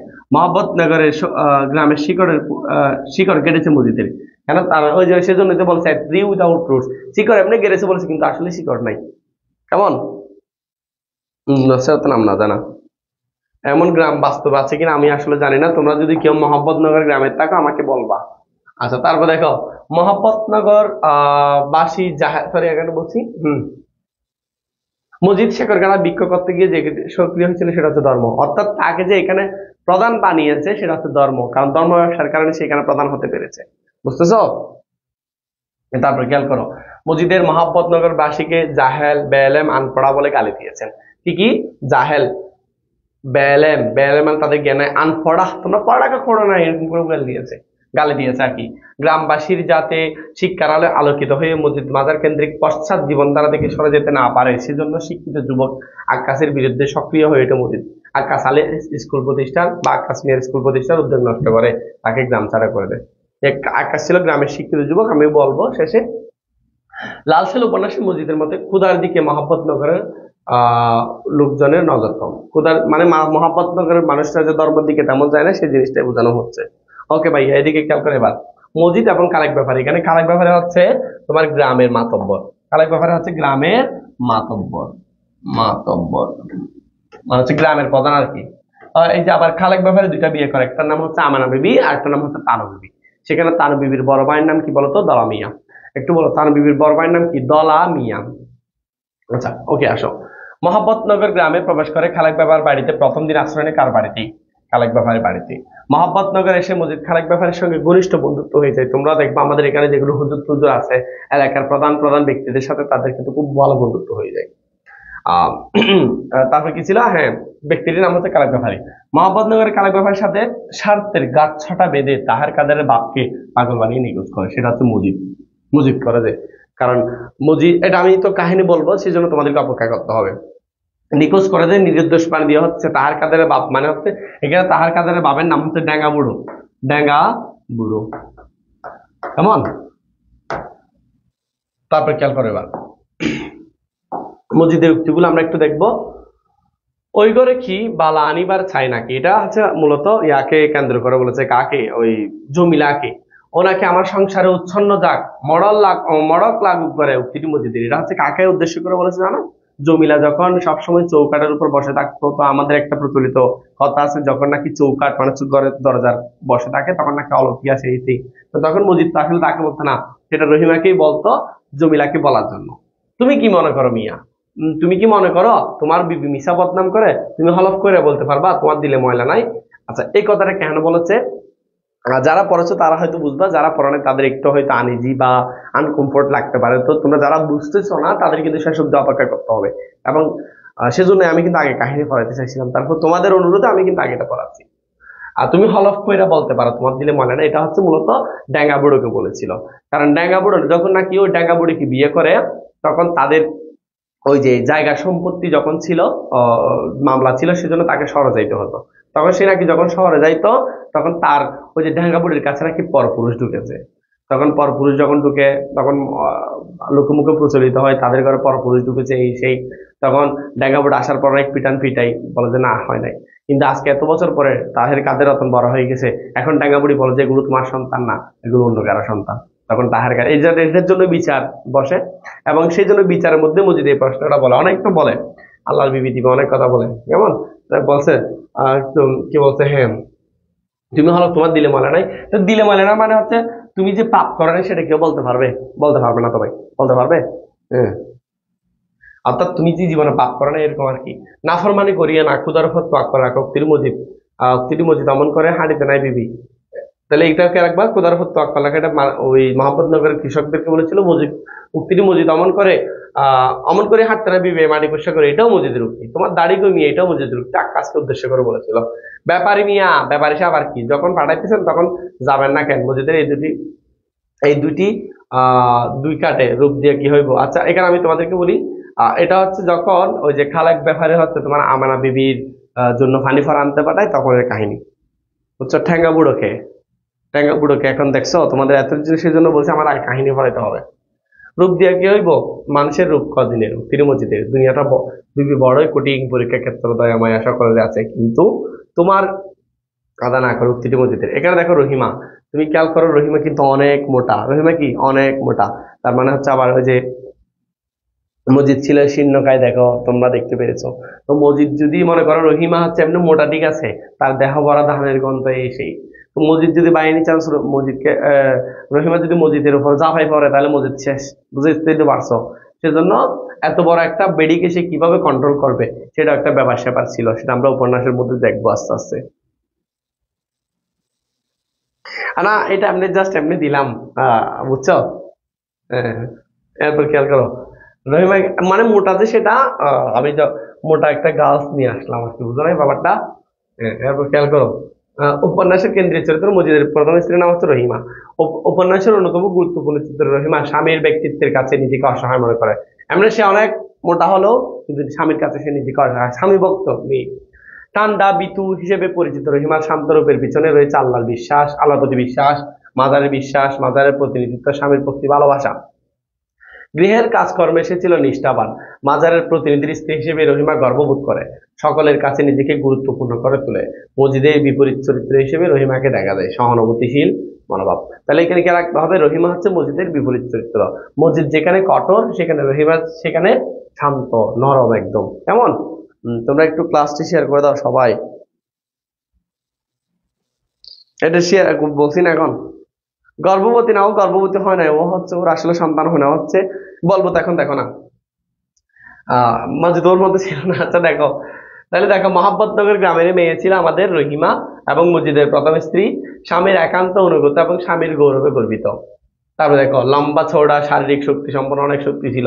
রহিমা নাকি ওই যে বড় বড় কতগুলো গরু আছে না, যেগুলো একটা সামলাইতে হচ্ছে কয়েকজন পুরুষ থাকে, কিন্তু রহিমা যখন হই বলবে, রহিমাকে গরু নিয়ন্ত্রণ হয়ে যেত। বুঝাতে পেরেছি? এই ক্লাস সবাই শেয়ার করো, এত কষ্ট করে পড়াচ্ছে, এত সুন্দর করে স্লাইড করে, এবং স্লাইড গুলো তোমাদেরকে দিব, তারা শেয়ার করবে। কেমন? আমি আজকে কিন্তু গ্রুপে দিব না, যারা শেয়ার করে আমাকে নক দিবে, ভাই আমি শেয়ার করেছি, তাদেরকে দিব, খেয়াল রাখবা। তারপর দেখো, তারপর কি বলেছে, তার মন স্বামীর তুলনায় বিপরীতমুখী, খোদাকে ভয় পায়, মাদারকে ভয় পায়। শেয়ার করার পর দরকার হলে পরে ডিলিট করে দিও, টেনশন নাই, বুঝছো? কিন্তু যতক্ষণ আমি দিই নাই ততক্ষণ পর্যন্ত কেউ পাবে না আসলে। খোদাকে ভয় পায়, মাদারকে ভয় পায়, সহজ সরল ধর্মবীর চরিত্রকে রহিমা।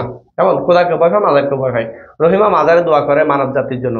মানব জাতির জন্য কে দোয়া করে? রহিমা। শান্তি কামনা করে সানুর বাপের জন্য, আর করুণ কামনা করে খেতানির মার জন্য। দেখো, রহিমা এখানে সানুর বাপ নামে যেমন চরিত্র না, তেমন আমরা রাসূল উপন্যাসে দেখি না, সানুর বাপকে রাখবা। আর হচ্ছে খেতানির মা, রহমত কামনা করে নৌকা দিয়ে যারা নদীতে যায়, অর্থাৎ মাঝিদের জন্য সে দোয়া করে, রহমত কামনা করে। খেতানির মা এবং সোনুর বাপ কে রাখবা? সোনুর বাপ। কেমন? মসজিদের সঙ্গে গ্রামবাসীর যোগসূত্রকারী চরিত্র হিসেবে যে চরিত্রটির সাথে সঙ্গে, সেটা হচ্ছে রহিমা। আর আনুগত্য ধ্রুব তারার মতো, এটা এই যে এই লাইন থেকে রাখবা, তার আনুগত্য ধ্রুব তারার মতো অনড়, তার বিশ্বাস পর্বতের মতো অটল। এখানে তার রহিমা কেমন? ধ্রুব তারা যেমন কোথাও নড়ে না, সেরকম তার বিশ্বাসও যেমন পর্বতের মতো অটল, কোথাও নড়বে না। এটা তুলনার্থ ব্যবহার করা হয়েছে। বুঝছে কিনা বলো তো? ওকে, থ্যাংক ইউ। এরপর দেখো, মসজিদের প্রতি রহিমার কি রয়েছে? অচঞ্চল আস্থা, যার সঙ্গে তুলনা করা হয়েছে ধ্রুবতারা। খুবই গুরুত্বপূর্ণ জায়গা। দেখো, মসজিদের প্রতি রহিমার যে অচঞ্চল আস্থা, সেটাকে তুলনা করা হয়েছে ধ্রুবতারার সাথে। কেমন? তবু মুহূর্তের পর মুহূর্ত মূর্তির মতো দাঁড়িয়ে থাকে। এখানে কে দাঁড়িয়ে থাকে? রহিমা। কারণ সে স্বামী ভক্তি ছিল, তোমরা এরকম হবা, স্বামী যেটা বলবে সেরকম। কেমন? দেখো, এই কাহিনীটা কিরকম জানো, আমি তোমাদেরকে একটু করে বলে দিই। রহিমা ছিল এরকম মোটা, মসজিদ ছিল এরকম, বলেছিলাম না শীর্ণকে। দেখো, যদি বুঝাই, মনে করো এটা হচ্ছে রহিমা, আমি যদি একদম সংখ্যা বলি, এটা হচ্ছে মজিদ, বুঝছো? এখন মনে করো রহিমা যদি বাইনি চান্স ওকে গলা বেড়ে, মানে গলা দিয়ে ধরে এরকম করে আলগে রাখে, মানে তুলে রাখে, তাহলেও কিছু করতে পারবে। কিন্তু মুজিদ তাকে তারপরে কন্ট্রোল করেছে। কিভাবে কন্ট্রোল করেছে? ধর্মের দিক থেকে। যেমন সে যখন হাঁটতো, তখন সে বলতো যে কি, অমন করে হাঁটতে না বিবি, মাটি গোসা করে। এই জিনিসটা অনেকবার শুনলো, যখন সে মুজিদের কাছ থেকে শুনে, তখন সেটা মানতে বাধ্য। কিন্তু তার মা বলেছে, মেয়েরা এরকম করে হাঁটে না, মেয়েরা এরকম করে চলে না, এরকম করে চলে জিনে পাবে, হ্যাং করবে, তং করবে। অনেকবার শুনেছে, সেইগুলো কান দেয় নাই। কিন্তু তার যখন স্বামী বলে, সে কান দেয়। সেজন্য স্বামী ভক্তি এরকম মেয়ে হবা তোমরা, কেমন? এরপর খেয়াল করো। ওকে ওকে, বুঝতে পারছে। তারপর দেখো, তবু মুহূর্তের পর মুহূর্ত, এটা বলেছি, ও যখন হাঁটে মসজিদ তখন চেয়ে রাখে, কেন? ও হলো কে? রহিমা। বলেছিলাম না, হাঁটে কাঁদে। শক্তিমত্তা নারীর মতো উজ্জ্বল পরিষ্কার চকচকে গণ আমার ভয়ের ছায়া। দেখো, তার মধ্যে ভয়ের ছায়া কোথায় ঢুকবে? সেটা হচ্ছে রহিমার চোখ। কেমন? দেখে মসজিদ খুশি হয়। মসজিদ কি দেখে খুশি হয়? রহিমার ভয়ের ছায়া দেখে। তারপর হচ্ছে শক্তিমত্তার উজ্জ্বলতার পরিষ্কার দেখে। অর্থাৎ রহিমা যে শক্তিশালী হতে পারে, অনেক মোটা সোটা হতে পারে, কিন্তু তার চোখে মসজিদ ভয়ের ছায়া ছিল, ঘনমান। কুপির আলো, কুপি মানে ছিল তো ওই যে চেরাগের মতো ছোট ছোট আলোর ছায়া, চকচক করে তার মস্ত কালো চোখ, রহিমার চোখ। সে খোদাকে ভয় পায়, মাজারকে ভয় পায়, স্বামীকে ভয় পায়। এখানে কে ভয় পায়? রহিমা। আর কেউ এখানে তেমন এরকম ভয় পায় না। এরপর দেখো, রহিমা কি কি করে, রহিমার কার্যক্রমগুলো দেখো, আমি লিখে দিয়েছি কিন্তু। এই দেখো, রহিমা কি বলে? রহিমা মাটিতে দেখো আওয়াজ করে হাঁটে, মানে এরকম করে দুপ দুপ দুপ দুপ দুপ করে হাঁটে। বুঝাতে পেরেছি? রেস্টুরেন্ট কমে গেছে কেন? বা একদম ঠিক বলেছেন। আমাদের এলাকায় এমন কাপড় আছে যাদের আমরা মোটো পাতলু বলি। ওকে, দেখো, রহিমার চোখে কি দেখে? রহিমার চোখে কি দেখেছে? ভয় দেখেছে। মোহাম্মদনগরের রহিমা মহিলারা কে রাখবা? মহিলারা কার কাছে সমস্যার কথা বলতো? রহিমার কাছে। কারণ মসজিদকে সরাসরি বলতো না। তারপর দেখো, তারপর খেয়াল করে কি বলছে। তারপর বলছে, কখনো কখনো রহিমা সারাদিন মানব জাতির কল্যাণে দোয়া করতো, এটা তো বলেছি। আবার রহিমা কখনো কখনো সঙ্গোপনে মসজিদের কাছে সন্তানের আর্জি করতো। কারণ সে নিঃসন্তান, তার সন্তান হবে না, সে জানে। রহিমার ফসলে প্রাচুর্য ভালোবাসে, সে হচ্ছে ফসল নিয়ে থাকতে ভালোবাসে। সে সবসময় দানের কাজ করে, এই করে সেই করে, এগুলো সবগুলো সে করে।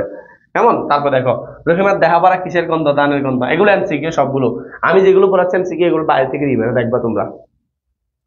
এগুলো যেগুলো পড়াচ্ছি সেগুলো তোমাদের এগুলোর বাইরে থেকে দিবে না। তাহলে সবাই ক্লাস করতেছো, আমি একটু করে দেখি। শেয়ার করাটা হয়েছে মাত্র 15টা শেয়ার হয়েছে। আজকে পিডিএফ পাব না কেউ। আজকে পিডিএফ পাইতে না ওকে, বুঝছো? আজ পিডিএফ কেড়ে দিতাম না। দেখো, গভীর রাতে রহিমা হাসুনির মায়ের দান সিদ্ধ করে। কি সিদ্ধ করে? হাসুনির মা এবং রহিমা একসাথে কাজ করে। পৌষ মাসে, খুবই গুরুত্বপূর্ণ, পৌষ মাসে মসজিদের ঘরে কি আসে? প্রচুর দান আসে। এর একবার কোন মাসে আসে? পৌষ মাসে। প্রভাত মানে সকালে আর কি। প্রভাতের অপেক্ষায় রহিমা গালে হাত দিয়ে চুপচাপ বসেছিল, মানে সকালের অপেক্ষায়। কারণ সারা রাত জেগে থাকতে হতো। মাঝে মধ্যে তার স্বামীর পা টিপে দিত। তোমরা কি স্বামীর পা টিপে দিবে এখন? এরকম কোনো মহিষী নারী আছো তোমরা? তোমরা ঘুম, ভাই তোমাদের এখন পরীক্ষা, তোমরা যদি ঘুমাও, এই যে লাইফ থেকে যারা চলে যাচ্ছে, তোমরা কি কোনো কাজ নাই?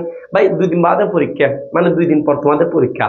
তো তোমরা যদি এখনো যদি ক্লাসগুলো কনসিস্টেন্সি না থাকে, তাহলে তো আমার কিছু করার নাই।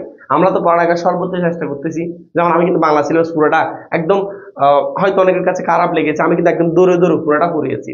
একদম প্রত্যেকটা লাইন ভেঙে ভেঙে পড়েছি। আমি ধরে নিচ্ছি তুমি বাংলা সম্পর্কে কিছু জানো না, এভাবে পড়িয়েছি। যারা ক্লাস করেছে কিন্তু তারা ফিডব্যাক দিচ্ছে প্রতিনিয়ত। পড়ালেখা যে ফেসবুক পেজ আছে, ফেসবুক গ্রুপ আছে, সেখানে তো দেখতেছো কেমন। তারপর দেখো, এটা তো বলছি রহিমার বিশ্বাস। তারপর দেখো, সে পোষা জীবন তাহার না করলে রহিমার দুশ্চিন্তা অস্থির হয়ে ওঠে। পোষা মানে তাদের বাসায় যেগুলো থাকতো, মুরগি সে অনেক কিছু পালন করতো রহিমা, সেগুলো কেমন। মসজিদের রহিমার বিশ্বাসকে পর্বত, এটা বলেছি। মসজিদের বাড়িতে জিকির করার জন্য যে সিন্নি রান্না চলেছিল, সিরনি তরকারির দায়িত্ব ছিল রহিমা এবং জমিলা। কিন্তু রহিমাকে জমিলা করতে বিয়ে করতো। জমিলা হচ্ছে তার দ্বিতীয় স্ত্রী। জমিলা কিরকম জানো? এরকম দুইটা জুটে থাকে, এরকম টক করে। বুঝাতে পেরেছি? একটু ওই যে চাপলতার বা চাপল আমরা দেখতে পাই তার মধ্যে। মাজারের পাশে দাঁড়িয়ে রহিমা সোনুর বাপের জন্য বলছি তোমাদেরকে, সোনুর বাপের জন্য শান্তি প্রার্থনা করতেন। তারপরে হচ্ছে গ্রামের লোকেরা যেন রহিমার অন্য সংস্করণ, এটা কি একবার, অর্থাৎ গ্রামের লোকগুলো হচ্ছে রহিমার অন্য সংস্করণ ব্যাখ্যা করার অনেক সময় আসে। তো এই লেন্দার আসলে কি বোঝাচ্ছে? গ্রামের যেগুলো রূপ রয়েছে সেগুলো হচ্ছে রহিমার মতো মসজিদকে বিশ্বাস করতো। বুঝাতে পেরেছি? রহিমার মতো কি মসজিদকে বিশ্বাস করতো। রহিমা যেমন করে বিশ্বাস করতো, গ্রামের মানুষগুলো এরকম। কেমন? এখন তোমরা বলছো আর জমিলাকে আনুষ্কা শর্মাকে কেন দিয়ে দিচ্ছেন? এটা তোমরা হয়তো অনেকেই বলতে পারো, স্যার জমিলা আবার আনুষ্কা শর্মা মানে কিছু বুঝলাম না।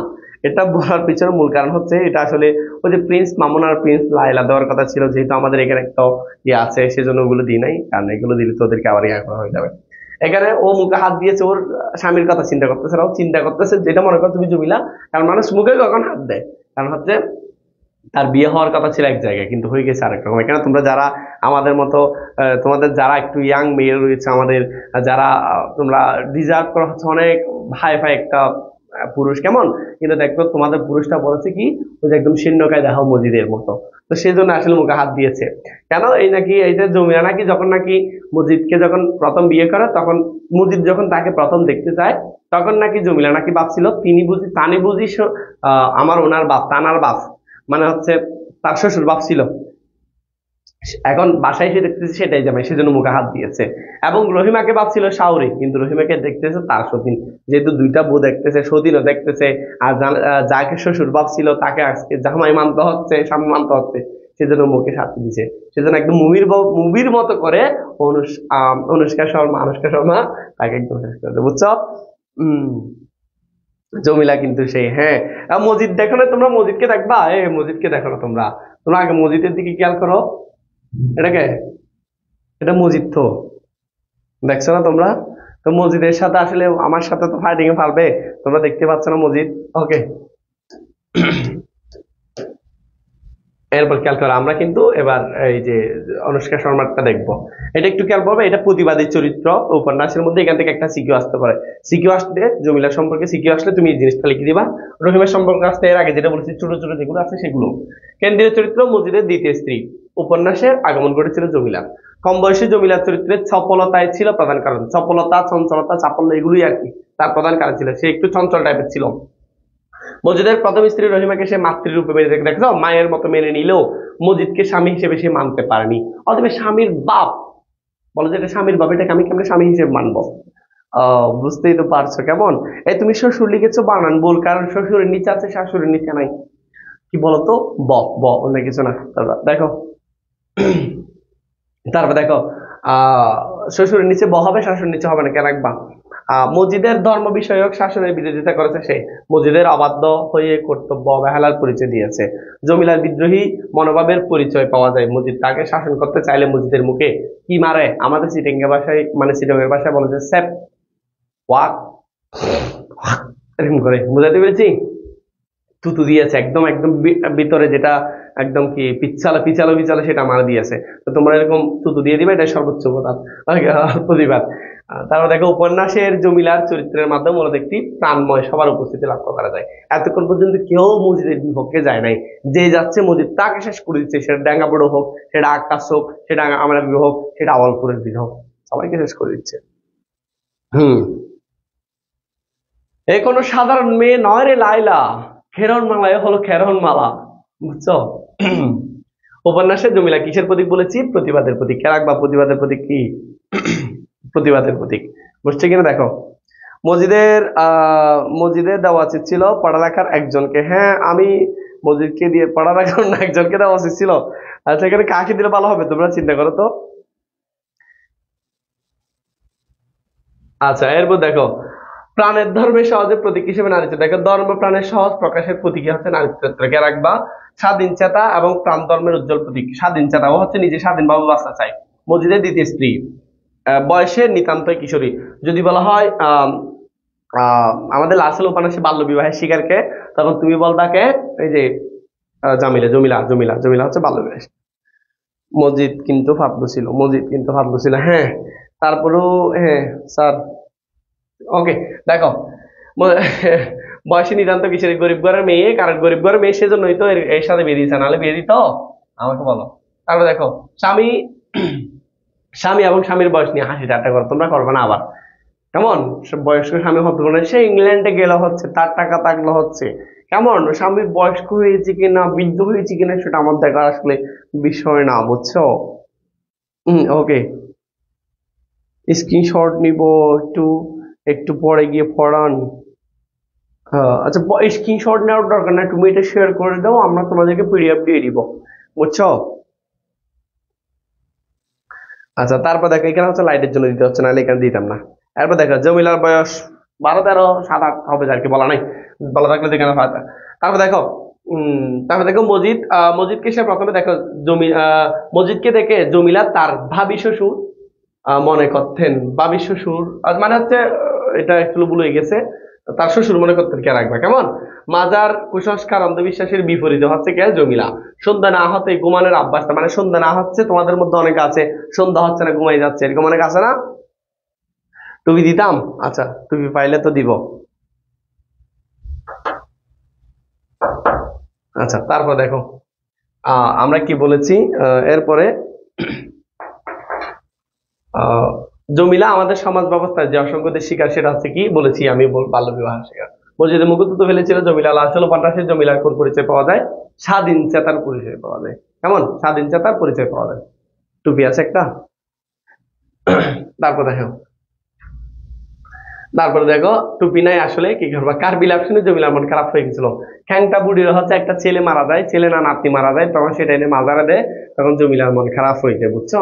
ওই যে কতগুলো আছে না, ওই যে আমাদের গ্রাম বাংলার যে সাহিত্য রয়েছে, লোক সাহিত্য রয়েছে, দেখবা কেউ মারা গেছে একদম ছন্দে ছন্দে কান্না করতেছে, সেরকম যখন কান্না করছো।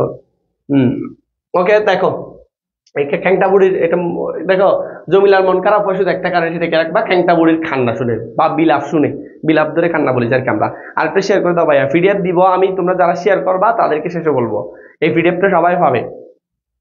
পাঞ্জাবি পরে আসতাম বলো আবার, এটা খুলে ফেলতাম। আচ্ছা, পিডিএফ দিব দিব দিব, তোমরা যারা শেয়ার করবা তারা। তোমাদের সবাইকে আউযু বিল্লাহি মিনাশ শাইতানির রাজিম, বিসমিল্লাহির রহমানির রহিম, আলহামদুলিল্লাহি রাব্বিল আলামিন, রহমানির রহিম, ইহদিনাস সিরাতাল মুস্তাকিম, সিরাতাল লাযিনা আনআমতা আলাইহিম গায়রিল মাগদুবি আলাইহিম ওয়ালাদ-দাল্লিন। তোমরা সবাই পাস হয়ে যাও। শো শো শো তোমরা পাস, তোমরা সবাই পাস, সবাই ভালো রেজাল্ট করবে, দাও কেমন? এরপর দেখো, করেছিলাম শত্রুর আবাস পাওয়া হরিণের মতো জমিলার চোখ সতর্ক হয়ে ওঠে। মানে মসজিদ কিছু করলে সে এরকম কথা, মনে করে সে এমনি ঘুমাচ্ছে, যখন কিছু বলবে এরকম কথা কবে। বুঝাইতে পেরেছি? হরিণের মতো এরকম করে, মানে মসজিদকে একদম দেখতে পারে না। বুঝাইতে পেরেছি?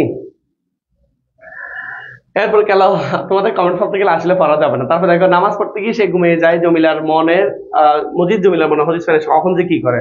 মসজিদের মধ্যে জমিলা তার সংসারের ফাটল ধরে দিতে এসেছে। জমিলার দুটি চোখ যেন পৃথিবীর দুঃখ বেদনার অর্থহীন হারিয়ে গিয়েছে। বিছানায় কান পেতে জমিলার ঢোলকের আওয়াজ শুনে বিছানায় কান পেতে একবার জমিলা সন্ধ্যায় ঘুমানোর অভ্যাস তোমাদের মতো।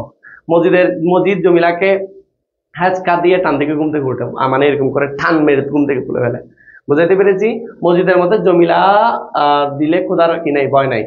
হঠাৎ জিকিরের আওয়াজে জমিলা বিচলিত হয়ে পড়ে, সেজন্য খোলা চুলে সত্ত্বে সে মাজারের দিকে চলে যায়। তোমরা কারা কারা শেয়ার করেছো? আমি কয়টা শেয়ার হয়েছে দেখি একটু বলে। আচ্ছা, ওকে, ডান। তোমাদের এখানে তো রিলস স্টুডেন্ট অনেক কম। আচ্ছা, 47টা হয়ে যাবে ইনশাল্লাহ। আর একটু করো তোমরা শাকিল স্যার, শাকিল ফির।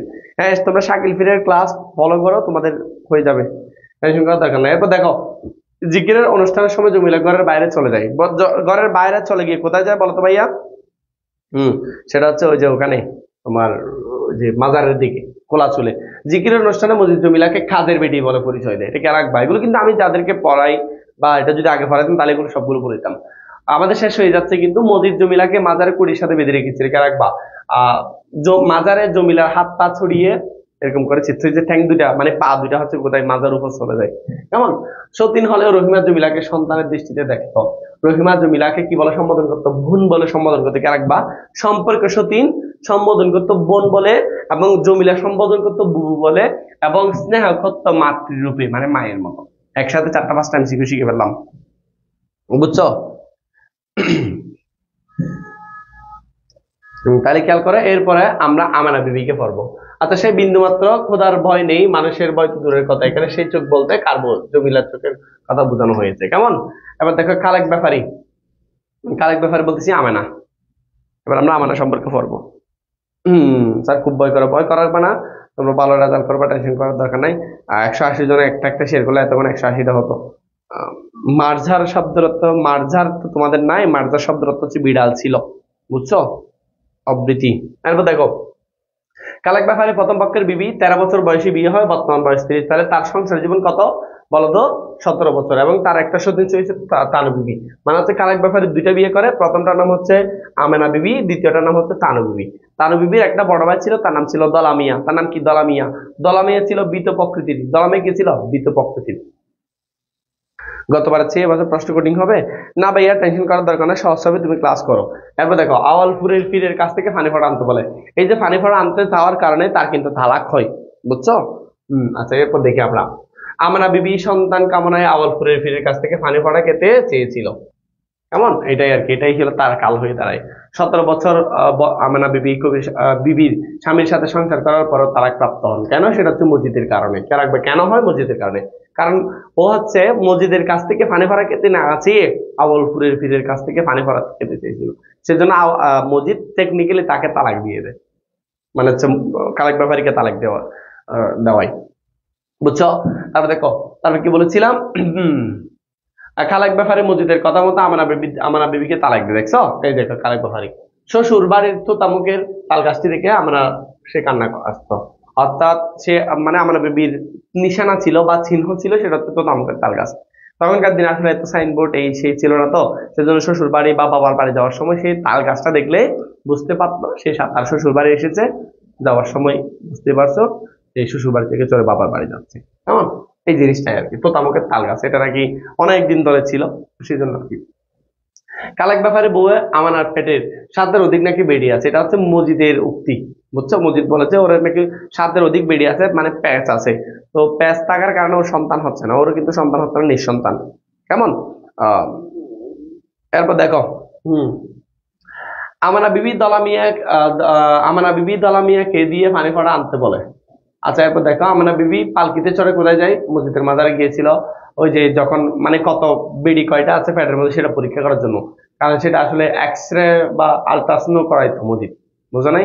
মসজিদ হচ্ছে পেটের মধ্যে কি আছে দেখতে পেতো, সেটা আসে আলট্রাসোনোগ্রাফি করাইতো তখন। আলট্রাসোনোগ্রাফি কিরকম?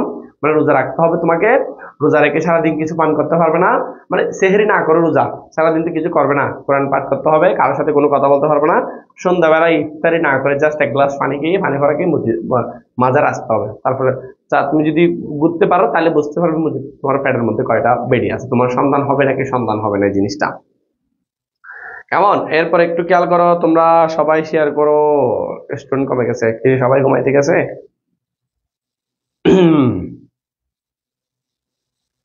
হ্যাঁ, পেটের মধ্যে কিসের আবার প্যাচ? আচ্ছা, এগুলো এখন বলতে পারতেছি না কিসের প্যাচ, একটু খেয়াল করো। তারপরে এখানে আরেকটা জিনিস খেয়াল করো।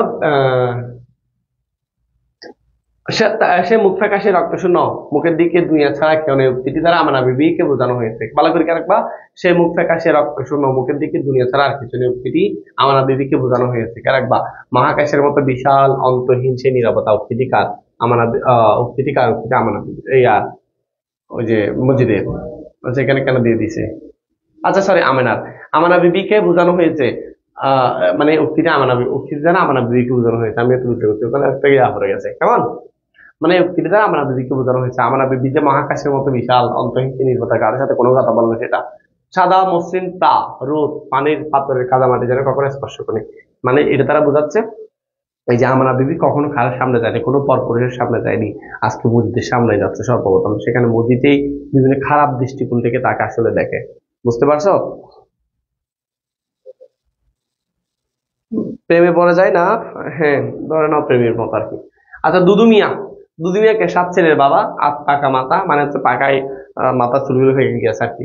ততমতকে হাসি বন্ধ করে যখন সবাই মিলে একটু বলে এই তখন মানে ঠিক মতো খাইবে আর পারি না, কলমা দিয়ে কি করবো, ঠিক মতো নামাজ ওই যে সবসময় ঠিক মতো খাইতে পারি না বলে মুসলমানি দিয়ে কি করবো, তখন মসজিদ তাদেরকে দড়ি কাটি দেয়, একদম মুসলমানি করাই দেয়, মানে সুন্নতে কদনা করাই দেয় তার 7 ছেলেকে সহ মসজিদ। কেমন? গাদার গাদার মতো পিঠের গাছ সমান তার, উক্তিটি এক সবসময় যে আমি গরিব মানুষ মূর্খ মানুষ, কলমা দিয়ে আমি কি করব, আমি গরিব মানুষ মূর্খ মানুষ, সুন্নতে কন্যা দিয়ে আমি কি করব, সেজন্য মসজিদ ধরে তাকে কাটি দেয়। বুঝতেই তো পারছো? কলমা জানো মিয়া, প্রশ্নটি দুনিয়াকে বলেছে। যদি বলা হয় কলমা জানো মিয়া, এটা হচ্ছে মসজিদে বলেছে। আবার যদি কলমা জানোস বেটা এরকম চলে, তখন খারাপ ব্যাপারে বলে মিয়া বেটা কে রাখবা। দুধ মিয়ার মুখে লজ্জার হাসি আর আসে না কেন? কলমা জানে না তাই। প্রথমত ওইটা বলে ঠিক মতো খাইবার পারি না, এগুলো দিয়ে কি করবো। মসজিদের মহাব্বত নগরে দুধ মিয়াকে কলমা না জানার উদ্দেশ্যে তাকে অকথ্য ভাষায় তিরস্কার করে। তাহের কাদের বাপ, তাহের কাদের রতন, লিখে ফেলো, তাহের কাদের রতন। এটা হচ্ছে মূলত ওর নাম হচ্ছে তাহের কাদের বাপের নাম হচ্ছে ড্যাঙ্গা বুড়ো, হিসেবে পরিচিত, ড্যাঙ্গা বুড়ো। ওদের আসলে 4টা প্রোডাক্ট, তাহের, তাহের, এরপর নাম হচ্ছে কাদের,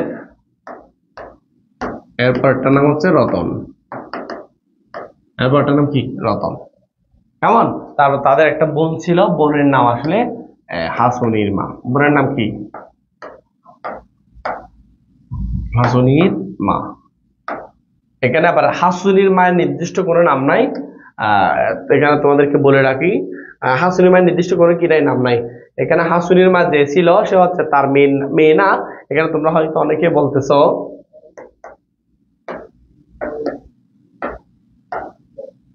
অনেকেই হয়তো বলতেছো, অনেকে হয়তো বলতেছো হাসুনি হচ্ছে মেয়ে, কিন্তু হাসুনি মেয়ে না, হাসুনি হচ্ছে ছেলে। এটা কে রাখবা, সবাই সবাই মনে করে যে হাসুনি মেয়ে, মেয়ে আছে সেজন্য মেয়ে, কিন্তু হাসুনি মেয়ে না, হাসুনি কি? ছেলে। কেমন? সেজন্য ওই যে মুজিব কিন্তু বলে এটাকে মুজিদের যে প্রথম স্ত্রী রহিমা বলে তাকে পুষিয়ে রাখার জন্য। এই দেখো, 3 ছেলে 1 মেয়ে, হাসুনির মা। 3 ছেলের নাম তাহের, কাদের, রতন। লিখি তুই জানাবার কারণে লিখছি, বিদ্যা ব্যক্তি দেখা বড়। মসজিদের আধ্যাত্মিক সতীত্ব অবিশ্বাসী। দেখো, একজনের হচ্ছে বিশ্বাস করে না মসজিদের আধ্যাত্মিক সত্যি, মানে মহাপদ নগর মধ্যে, সেটা হচ্ছে কে? তার কাদের ছোট ভাইয়ের নাম হচ্ছে রতন, মেজ কাদের, বড় তাহের। মনে থাকবে কিনা দেখো। আচ্ছা ওকে, এরপর খেয়াল করো, বৃদ্ধ ব্যক্তি মসজিদের আধ্যাত্মিক সাথে এটা বিশ্বাস করে না। বউয়ের সাথে সব সময় ঝগড়া করে, মানে হচ্ছে ড্যাঙ্গা বুড়ির সাথে। বউকে অকথ্য ভাষায় গালাগাল করে, মানে এমন এমন ভাষা ইউজ করে, এখানে আমি ব্যবহার করতে পারবো না। বউকেও তাকে কুৎসিত ভাষায় গালি গালাজ, বউ হয় যে মানে তোমার যে সন্তানগুলো আছে, আমরা যে প্রোডাক্ট গুলো উৎপাদন করেছি এগুলো তোমার প্রোডাক্ট না, এগুলো তুমি উৎপাদন করো না, এগুলো অন্য কেউ উৎপাদন করেছে। তাহের কাদের রতনকে। বুঝতে পেরেছো? হম, মোড়া দাজা ফোলা। এই শেয়ার করো সবাই, এখানে অনেকেই শেয়ার করে না, যেরকম অনেকে আছে। 183, 200 পার হয়ে যাক ইনশাল্লাহ। এরপর খেয়াল করো ভাইয়া, বউ তাকে কুৎসিত ভাষায় গালাগাল করে বলছি। মতিগঞ্জ সড়কের কাছে এসে পড়ে তাহের কাদেরের নৌকা। ওই যে বলেছিলাম, আমি তোমাদেরকে প্রথমেই বলেছিলাম মহাপতনগর থেকে আসার সময় এটা মতিগঞ্জ, প্রথমের দিকে খেয়াল করো। তো তাহের কাদেরের নৌকা এখানে মাছ ধরতে আসে মূলত মতিগঞ্জ সড়কের দিকে।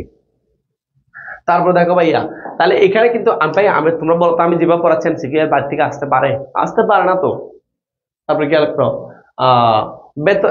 ভেতরে এলে ক্রোধের আগুন জ্বলছে, বাইরে যতই ঠান্ডা থাকুক না কেন। এখানে আসলে ওই যে তোমার ঢাকা বুড়োকে বোঝানো হচ্ছে। কেমন? তারপর দেখো তাহের কাদের ছোট ভাই রতন। রতন কিয়া, এটা কিয়ারা হবে না, কিয়া হবে। কিয়া ন্যায়ের কি হতে চায়, মাঝে হতে চায়, অর্থাৎ ডেঙ্গা বুড়োর নিরুদ্দেশ হয়ে যাওয়ার পর কিংবা মৃত্যু হওয়ার পর, কারণ তারা বেকার ছিল।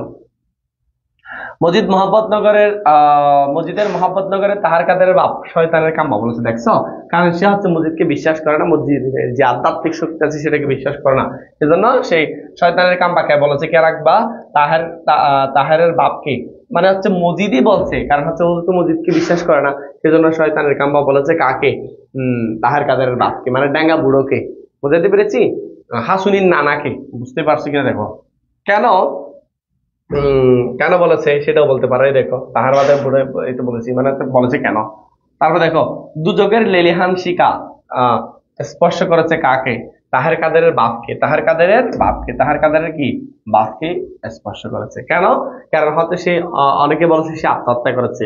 তো ইসলাম ধর্ম না, প্রত্যেক ধর্মের মধ্যে হচ্ছে আত্মহত্যা মহাপাপ। সেজন্য মূলত এটা বলেছে। দুযোগের লেলিহান শিকা তাকে স্পর্শ করেছে, মানে তাহের কাদের বাপকে। দেখা বড় লোকটা শয়তানের কাম্বা, তার অন্তরে কুটিলতা আর অবিশ্বাস, এটাকে তাহার কাদের বাপের।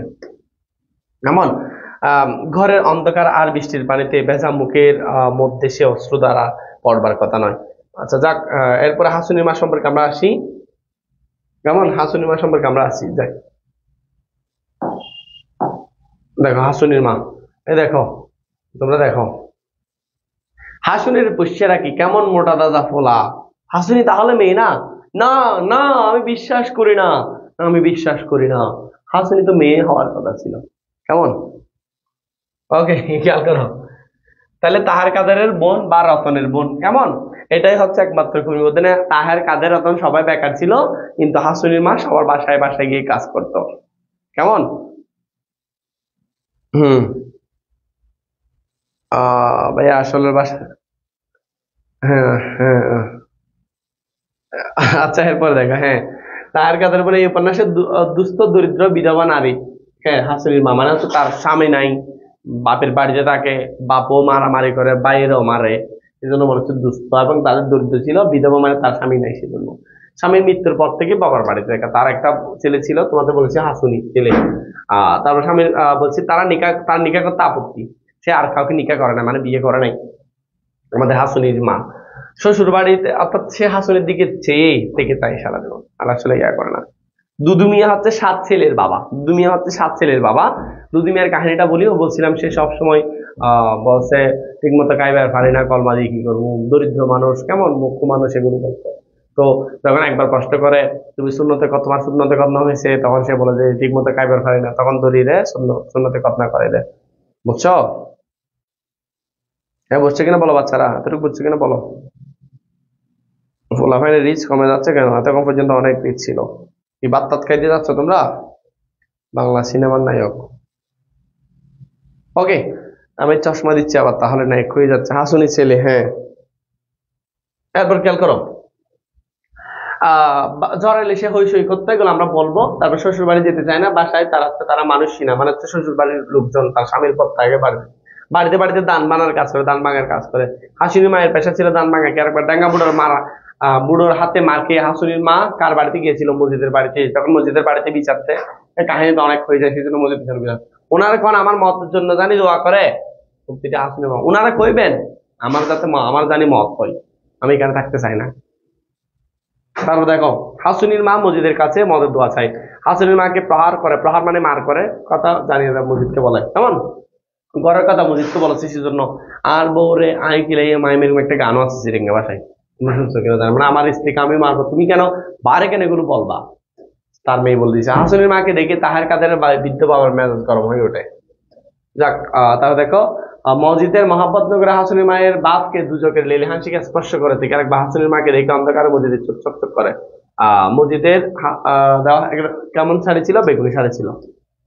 আচ্ছা, আমাদের কিন্তু চরিত্র বিশ্লেষণ শেষ। এছাড়া আরো আকাশ নিয়ে আছে, এগুলো আমরা কিন্তু ক্লাসের মধ্যে পড়বো এখন। তা এখানের মধ্যে তোমাদের এই জিনিসটা একটু খেয়াল রাখবা, সিকিউর জন্য তোমরা এটা একটু স্ক্রিনশট দিয়ে নিতে পারো। রহিমা সম্পর্কিত আসলে রহিমা ধর্মবীরতা, স্বামী ভক্তি। তারপর হচ্ছে জুমিলা থেকে আসলে চঞ্চলতা, প্রতিবাদিতা, স্বাধীনচেতা। কালেক ব্যাপার থেকে আসলে সহজ সরল, সিদ্ধান্তহীনতা, অন্ধবিশ্বাস, কুসংস্কার। আমানত থেকে আসলে এই যে বিষয়গুলো থেকে সেগুলো আসবে। আর মসজিদ তো দেখতেই পাচ্ছ তোমরা, মিথ্যাবাদী, এইগুলো একটু দেখ ইয়া করে নাও, স্ক্রিনশট দিয়ে নাও।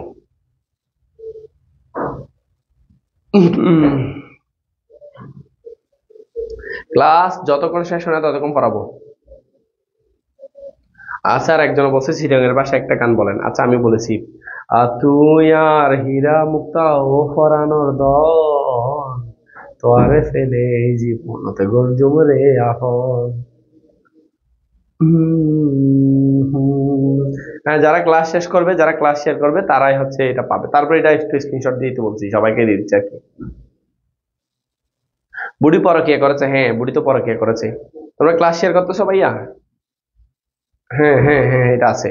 ওকে, তাহলে আমাদের এটা শেষ।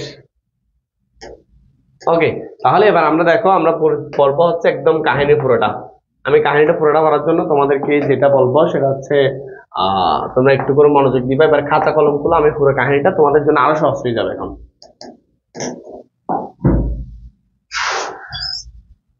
নাকি চরিত্র বিশ্লেষণ করে সবাই চলে যাচ্ছে? দেখি কে কে আছে, দেখি আমি একটু করে। এতটুকু পর্যন্ত সবাই আছে কিনা বলো। বার্ষিক প্লাবিত, আমরা যে অঞ্চলটার কথা জানবো সেটা হচ্ছে নোয়াখালী অঞ্চল। নোয়াখালী অঞ্চল বার্ষিক প্লাবিত। যেহেতু বার্ষিক প্লাবিত অঞ্চল, সেজন্য এই অঞ্চলের মধ্যে কি হয় মনে করো, আর একটু বলেন। কিংবদন্তিতেও আছে। আচ্ছা, ওকে। আচ্ছা, ওকে, তাহলে এবার আমরা পড়াচ্ছি। ওকে, দেখো একটু খেয়াল করো। এখন কাহিনী সবগুলো একটার পর একটা বলবো, যেগুলো তুমি তোমাদের জন্য একটু খুবই গুরুত্বপূর্ণ হবে। আবার বলতেছি, এটা মনে করো ইউনাইটেড স্টেট অফ নোয়াখালী, এবং এই অঞ্চলটা ছিল বার্ষিক প্লাবিত। এটা নোয়াখালী অঞ্চলকে নিয়ে কথা, বার্ষিক প্লাবিত। এই অঞ্চলটা কি ছিল? বার্ষিক প্লাবিত। এবার শেয়ার করো, এখন কিন্তু মূল নোট পড়াচ্ছে আমরা, এবার শেয়ার করো। এখানে সবগুলো বলবো ভাইয়া, একটু শেয়ার করে দাও। এবারে আমরা এখন ক্লাস শুরু করতেছি নতুন ভাবে, কেমন? খেয়াল করো, তাহলে বার্ষিক প্লাবিত অঞ্চল, যেহেতু প্রত্যেক বছর বন্যা বা বার্ষিক প্লাবিত মানে প্লাবনের সৃষ্টি হতো, যার কারণে শস্য উৎপাদন হতো না। সেজন্য মরার দেশ, তরার দেশ অনেক কিছু বলে, তোমরা দেখেছো অলরেডি। তো এই যে বার্ষিক প্লাবিত যেটা অঞ্চল ছিল, এই অঞ্চলটা হচ্ছে যার কারণে শস্য উৎপাদন হতো না। তো সেটাকে কুবেবা বলে। এখানে যতটা বেশি শস্য উৎপাদন হয়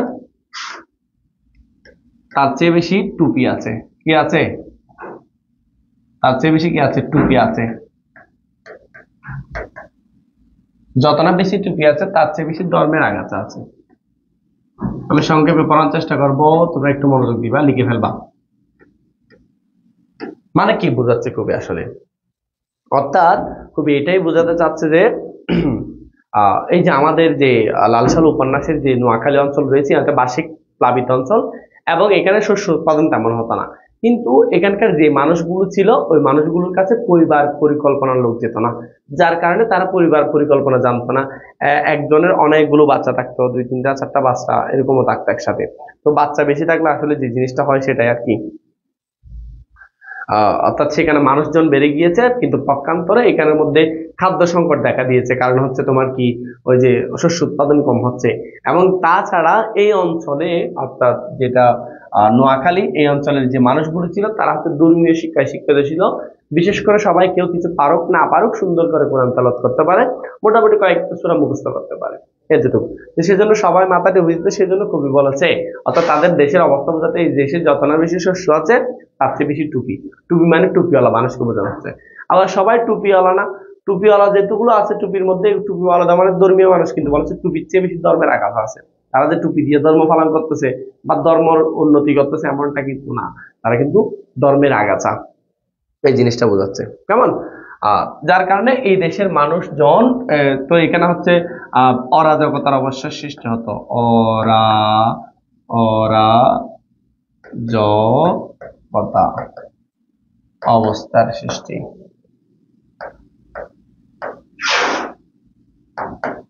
অরাজকতা অবস্থা কি হতো? সৃষ্টি হতো।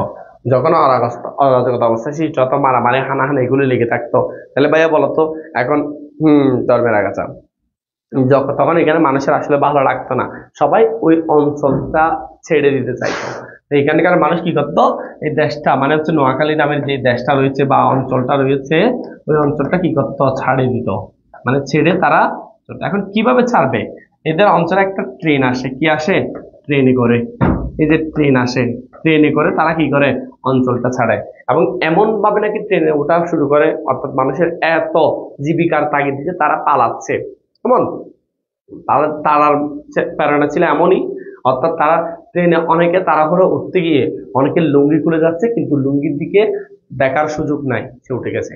অনেকে পরিজন নিয়ে যাওয়ার কথা, কিন্তু পরিবার পরিজন ট্রেনের মধ্যে উঠতে পারে না, সে উঠে গেছে, সে চলে গেছে।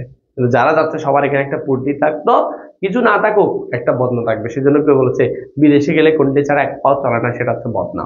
তেমন তারা কি করতো, দেশের বিভিন্ন জায়গায় গিয়ে তোমরা কিন্তু একদম স্টুডেন্ট কমে গেছো। হ্যাঁ, শস্যের চেয়ে টুপি বেশি, ধর্মের চেয়ে আগাছা বেশি, বুঝছো? এটাই বলতে চাচ্ছি। তো যেটা বলছিলাম, হ্যাঁ, তারা কি করতো, দেশের বিভিন্ন প্রান্তে গিয়ে বিভিন্ন, যেহেতু তারা কোরআন তেলাওয়াত করতে পারে, সেজন্য তারা বিভিন্ন মসজিদের দায়িত্ব পালন করতো। বুঝতে পেরেছি? তো তেমন একটা মানুষ, তেমন বিস্তারিত বা প্রাচীন কথা অনেক উদাহরণ দিয়েছে। আমি তোমাদের এখন মূল কাহিনী হচ্ছে, কাহিনীটা বোঝানো দরকার। এই সবাই শেয়ার করো, কি স্ট্রিজ কমে গেছে কেন? অনেক আছে, অনেক আগেই ফ্রেন্ডে শেয়ার করে দিয়েছি। আচ্ছা, ওকে। এই সাবা শেয়ার করছো তুমি? এবার দেখো, শস্যে টুপি, ধর্মের আগাছা বেশি। ওকে, দেখো তাহলে যেটা বলছিলাম, তো এখন তেমন একজন মানুষ হচ্ছে মজিদ। তো মজিদ কোথায় চলে যায়, এরকম করে তাদের দেশ ছাড়ে। দেশ ছাড়ার পর সে চলে যায় ময়মনসিংহ একটা অঞ্চলে। আমি এরপর আরেকটা স্লাইডে যাচ্ছি, দেখো। তো ময়মনসিংহ যেটা অঞ্চল ছিল, সেটা ছিল মূলত মধুপুর অঞ্চল। এটা মনে করো পুরোটা ময়মনসিংহ, ময়মনসিংহ, ময়মনসিংহ, ময়মনসিংহ অঞ্চল। এই ময়মনসিংহ অঞ্চল থেকে তারা কি করত, ময়মনসিংহ অঞ্চলটা ছিল, ময়মনসিংহ জেলার একটা অঞ্চলের নাম ছিল মধুপুর। এই মধুপুরটা ছিল পাহাড়ি অঞ্চল, কেমন? এটার নাম হচ্ছে মধুপুর। মধুপুর, মধুপুর থেকে ওই যে আর একটা দূরে যেটা নাম হচ্ছে গারো পাহাড় ছিল, বইয়ের মতো আর কি, গারো পাহাড়। গারো পাহাড়ে নাকি তাদের হেঁটে যেতে 2 থেকে 3 দিন লাগতো। তোমাদের বইয়ে কতদিন আছে আমার খেয়াল নাই, একটু খেয়াল রাখবা। হ্যাঁ, অরাজকতা অবস্থার সৃষ্টি হলে তারা কি করতো, দেশ ছেড়ে পালাতো, কারণ সেখানে তো ভালো লাগবে না। কারণ ক্ষুধার জ্বালা না হয়, ক্ষুধার জ্বালা, কারণ মনে করো এমনি ঠিক আছে, অরাজকতা থাকলেও তোমার যদি ক্ষুধার জ্বালা না থাকে তাহলে ঠিক আছে, কারণ হচ্ছে ক্ষুধার রাজ্যে পৃথিবী গদ্যময়, পূর্ণিমার ছাপ যেন জল শান্তি। তখন সেখানে মানুষদের মধ্যে অরাজকতা সৃষ্টি হয়েছে, হারাহারি মারামারি, কারণ মানুষ বেশি হয়ে গেছে, সেই তুলনায় খাদ্য কম, শস্য কম, সেজন্য মূলত। বুঝতে পারছি কিনা বলো?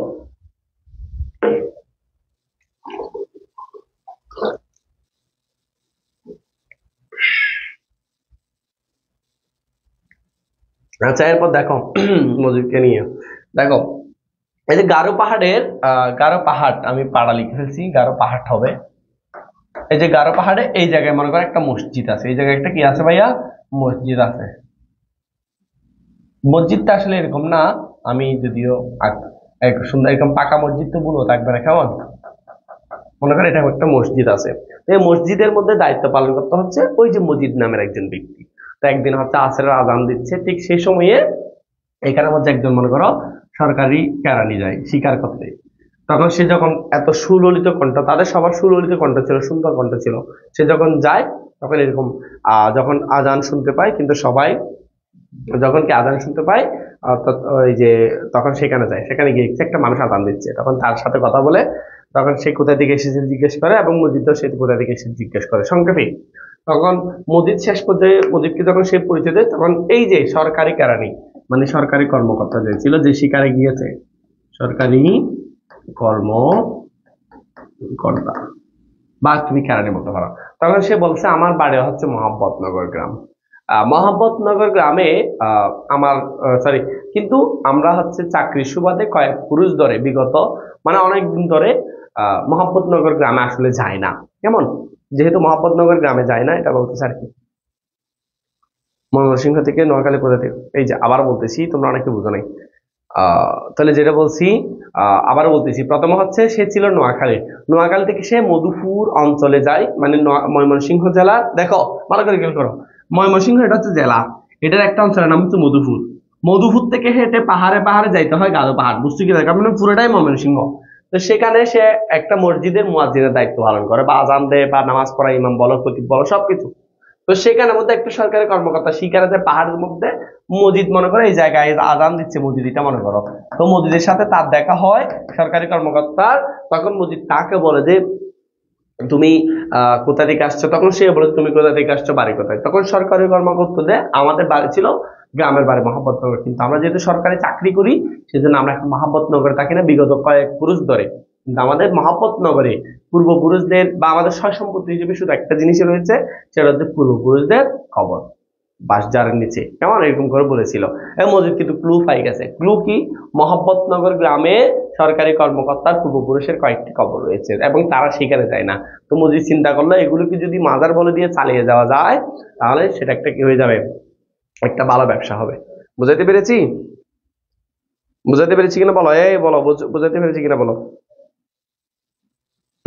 এরপর দেখো, তো মসজিদের ক্লো হয়ে যায়। এরপরে তোমাদের তো বলেছি মসজিদ এইভাবে প্রবেশ করে, কিভাবে প্রবেশ করে সেটা তোমাদের অলরেডি একবার দেখাইছি, আবার একবার বলে দিচ্ছি। এটা হচ্ছে মতিগঞ্জ সড়ক, আমি মতিগঞ্জ, তো মসজিদ এইখানে মতিগঞ্জে চলে আসে আর কি, মানে মোহাম্মদনগর, এদিকে হচ্ছে মোহাম্মদনগর, মোহাম্মদনগর, কেমন, এদিকে রাস্তা, এদিকে হচ্ছে আওয়ালপুর,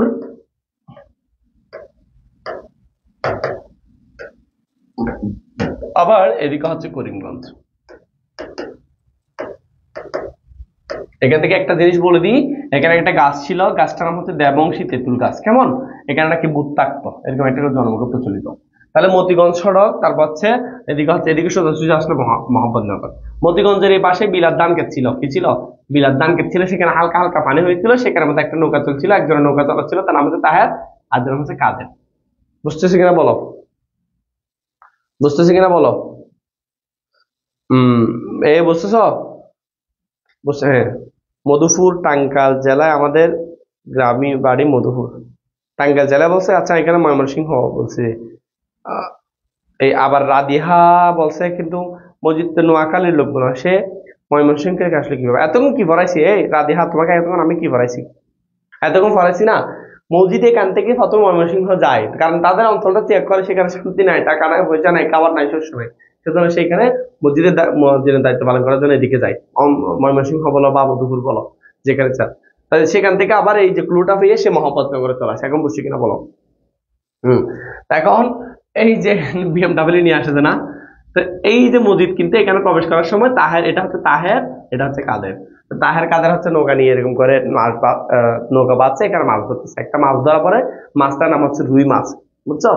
তখন সেই মসজিদ কিন্তু এই যে নিরাগ পড়া দুপুরে এখানে বসে সেই নামাজ পড়া শুরু করেছে দিন দুপুরে। সেই যে এই যে নাটকীয় ভাবে নামাজ পড়ার মাধ্যমে যে প্রবেশ করেছে এবং মোহাম্মদনগরের জন্য দোয়া করতেছে, আল্লাহ তুমি মোহাম্মদনগর গ্রামের প্রত্যেকটা যুবককে একটা একটা গার্লফ্রেন্ড দিও, প্রত্যেকটা মেয়েদেরকে একটা একটা বয়ফ্রেন্ড দিও। যদি এরকম করে বলে নাই কেমন, ওদের কেমনে বলেছে, মানে মোহাম্মদনগরকে যাতে সুজলা সুফলা শস্য, যাতে শস্য আরো ভরপুর করে দেয়, এরকম করে সুন্দর করে বলেছিল। তো তাহার কাদের গ্রাম হচ্ছে মোহাম্মদনগর। তাহার কাদের যখন দেখেছে এই মানুষটা কেডা, কোত্থেকে আইলো বেড়া, এরকম তো মানুষ আগে তাকে দেখিনি, আর তিনি আসছে এবং মোহাম্মদনগরের জন্য তিনি দোয়া করতেছেন। এই যে এত নাটক ভাবে প্রবেশ করেছে, কবি এটাকে বলেছে নাটকীয় প্রবেশ। যাক, তার কাছে চলে যায়, মসজিদ এখানে চলে আসে মোহাম্মদনগর। মোহাম্মদনগর ছিল এরকম, এদিকে পুকুর আছে, এমন তেমন বাঁশঝাড়, অনেক গাছপালায়। তো পুকুরের পাড়ে হচ্ছে দুই একটা কবর আছে, মনে করি এটা একটা পুকুর, ড্রোন ভিউ নাও, এটা হচ্ছে ড্রোন ভিউ। পুকুরের পাড়ে কয়েকটা কবর রয়েছে, আমি কবরগুলো দেখাই, মনে করি এটা হচ্ছে কবর, কেমন, এটা হচ্ছে কবর, এগুলো হচ্ছে বাঁশঝাড়ের নিচে। তো এদিকে একটু জঙ্গল টঙ্গল ছিল, সেজন্য মানুষজন যাইতো না। শেয়ার করো, শেয়ার করো, শেয়ার করো, শেয়ার করো, শেয়ার করো, শেয়ার করো। 64টা হয়েছে, 100টা হয়ে যাক। ওকে, পুরো উপন্যাস পড়ায় ফেলবো, কি বলো, পড়াবো কিনা আমি বলছি। তো এখানে এসে সে গালি গালা শুরু করে, বেলেম, আনপড়া, নাজাহেল, তোমাদেরকে গালিগুলো দেখাইছি এবং শীতের মধ্যে আছে, তোমরা পাবা। বেলেম, আনপড়া, নাজাহেল, এগুলো বলে গালি দেয়। তখন এখানকার সকল যুবকগণ ছুটে যায়, ছোট বাচ্চা কাচ্চা কিনে গেলকে দেয়, মানে গালি কেন দিচ্ছে দেখে আসে, সবাই যাচ্ছে। যাওয়ার পর তোমার রে কমে গেলে কিন্তু আমি ক্লাস করাবো না, কে রাখবা? স্টুডেন্ট কমে গেলে আমি ক্লাস করাবো না, কে রাখবা? হুম। তারপরে হচ্ছে এখানের মধ্যে এসে গালিগালাজ করতো। এখানের মধ্যে সবাই যেহেতু উপস্থিত ছিল, এখানে একজন আহ অসতিপর মানুষ ছিল। তোমাদেরকে বলতে হবে স্যার অসতিপর মানুষটির নাম কি? অসতিপর, অসতিপর মানে হচ্ছে 80+। এটা হচ্ছে সলোমনের বাপ। নাম কি? সলোমনের বাপ। সলোমনের কি বাপ? বলে ফেলো। হ্যাঁ, সলোমনের বাপ এখানে উপস্থিত ছিল। তো সবাই বলছে এখানে আপনারা মাজারকে কেন আপনি গালি গেছেন? যেন বলছে এখানে একটা মাজার আছে, আপনারা সেটাকে আহ যার জন্য আজকে মহাপদ্মনগর এত সুজলা সুফলা শস্য ভরপুর, আপনারা তাকে খ্যাতমত করতেছেন না, আপনারা তাকেও ব্যয় করতেছেন, অবহেলা করতেছেন। তখন সবাই বলতেছে এখানে কি কোনো মাজার ছিল? বলছে, আমরা তো জানি না। সবাই যখন বলতেছে জানি না, তখন ওই যে অসতিপর সুলেমানের বাপের কাছ থেকে জিজ্ঞেস করলো। সুলেমানের বাপ হয়তো আকাশে ওই যে মাথার উপর আকাশ ভেঙে পড়ার মতো করে বলছে আমি তো জানি না। যখন মজিদকে জিজ্ঞেস করে ভাই আপনি কেমনে জানলেন যে এখানে মাজার আছে? তখন বলছে আমি মধুপুর অঞ্চলে ছিলাম, মানে গারো পাহাড়ে, সেখানে হচ্ছে হাড় ভাঙা পরিশ্রম করতে, যেটা বই বলে নাই। বলছে সেখানকার মানুষকে আমি ইসলামের পথে নিয়ে আসছি, হেদায়েতের পথে নিয়ে আসছি, দিনের পথে নিয়ে আসছি। এটা সবচেয়ে বড় মিথ্যা কথা, কিন্তু সে আসছে জীবিকার তাগিদে। তো সে নাকি একদিন ঘুমাইতে গেছে, ঘুমানোর মধ্যে নাকি কোয়াবে দেখছে। মোদাসেফি তাকে কোয়াবে দেখাইছে মহাব্বতনগর ফিরে এসে, ঠিক আছে, মহাব্বতনগর গ্রামে এসে, যাতে মোদাসের ফিরে সেবা যত্ন করি, বা এই মানুষগুলোকে যাতে ইসলামের পথে, দিনের পথে কেমন নিয়ে আসে, হেদায়েতের পথে নিয়ে আসি। এটাই বুঝাতে পেরেছি? ব্রেক না, ব্রেক চলবে না, ক্লাস চলতে রাখবে, ব্রেক না। স্যার আমরা যারা আছি তাদেরকে ক্লাস করেন। তোমরা কালকের মতো যদি আমাদেরকে যথেষ্ট রেসপন্স করো, গ্রুপে পোস্ট দাও, অনেক ভালো লেগেছে, যে যেভাবে পারো ইউনিক ভাবে, কারণ আমার সেগুলো ভালো লাগে, বুঝছো? ইউনিক ভাবে যে তোমরা সাড়ে ক্লাস করেছো, ইউনিক ভাবে তোলার চেষ্টা করবা, ছবিগুলো গ্রুপে পোস্ট দিবা, কেমন, এগুলো করবা। ওকে। এবং আমি জিজ্ঞেস করবো সাকিব স্যার ক্লাস কেমন হয়, তোমরা অবশ্যই বলবা স্যার ভালো হয়, কেমন, এটাই আর কি। তারপর দেখো, হ্যাঁ, তো এখন বলছে তাহলে মাজারটা কোথায়? বলছে যে বাজারের নিচে। মসজিদ তো জানে কোথায়, সেটা আগে দেখে নিয়ে আসছে। তখন সবাই গিয়ে দেখে হ্যাঁ মাজার একটা, মসজিদ নিজে গিয়ে পরিষ্কার করা শুরু করে। সব পরে সবাই সব যুবক মিলে সেটা আসলে পরিষ্কার করবে। তাহলে মনে করো এটা মাজার। তখন একটা দেখতে পাই দবদবে যে মাছের পিঠের মতো তুলনা করেছিল, মাছের পিঠের মতো একটা মাজার এখানে দেখা যাচ্ছে। তো মাছের পিঠের মতো মাজারটা আসলে যেহেতু মাজার, অনেক একজনে চারটা কাচ্চা কুটি কেটে দিয়েছে, একজন একটা লাল কাপড় এনে সেখানে এরকম করে দিয়েছে। তখন আসলে ভিতরে কি আছে দেখা যাচ্ছে না। আর আমরা জানি দেখবো বিরিয়ানির যে ডেক রয়েছে, বিরিয়ানির যে পাতিল রয়েছে আর কি, ওটাতে কিন্তু লাল কাপড় দেওয়া হয়, এবং সব জায়গায় লাল দিলে একটু আকর্ষণ বেশি হয়। বুঝছো? বুঝতেছো কিনা বলো।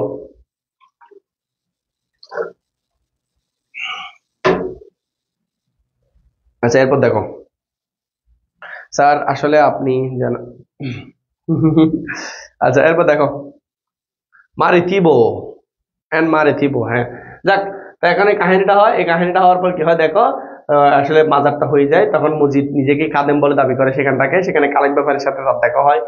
আস্তে আস্তে সবকিছু হয়ে যায়। তাহলে এখন মজিদ কিন্তু তার মেন যে কাজটা, মাজার প্রতিষ্ঠা করা হয়ে গিয়েছে। এখন গ্রামের মানুষকে তার নিয়ন্ত্রণ আনে ফেলা হচ্ছে তার প্রধান কাজ, কেমন। এবার এগুলো আমরা একটু দেখবো। সে এখন আস্তে আস্তে কি করবে, সে সব প্রথমে গ্রামের মানুষকে ইমপ্রেস করার জন্য সে কালেক ব্যাপারীর বাড়িতে একটা মক্তব শুরু করবে। মক্তব মানে ফ্রিতে পড়াচ্ছে, পোলাপাইনদেরকে আরবি পড়াচ্ছে। আরবি পড়ার পাশাপাশি সে হচ্ছে কালেক ব্যাপারী বলে, সে তার যখন একটু একটু যে মাথার মধ্যে টাকা পয়সা আসে, সে ঘর বাড়ি জমি জমা করে ফেলে, একটা গুরু হয়ে যায় তার। তখন কালেক ব্যাপারী একদিন বলে যে বিয়ে শাদী করতে, সে বিয়ে শাদী করে রহিমাকে। রহিমাকে বিয়ে করার পর রহিমাকে সে তাকে নিয়ন্ত্রণ করতে হবে। এখন তোমাদেরকে বলেইছিলাম রহিমা হচ্ছে এরকম মোটা একটা মেয়ে, এবং মজিদ হচ্ছে এরকম একটা ছেলে। কিভাবে না নিয়ন্ত্রণ করেছে সেটা তোমাদেরকে বলেছিলাম। রহিমা কি কি করে সেগুলো তোমাদেরকে বলেছিলাম, সেজন্য সে রহিমাকে নিয়ন্ত্রণ করেছে। এই কাহিনীটা আর বলতেছি না, বুঝছো? রহিমাকে নিয়ে আমরা প্রথমে আলোচনা করছি, কিন্তু আমরা আজকে 2 নম্বর কাহিনীটা বা দ্বিতীয় যেটা উপকাহিনী সেটা জানবো। সেটা হচ্ছে ঢাঙ্গাবুড়োর কাহিনী, বা তাহেরের বাপের, বা তাহের কাদেরের বাপ নিরুদ্দেশ, বাপকে নিরুদ্দেশ। তাহের কাদেরের বাপকে সে কি করেছে? নিরুদ্দেশ করেছে। কিভাবে নিরুদ্দেশ করেছে? আসো,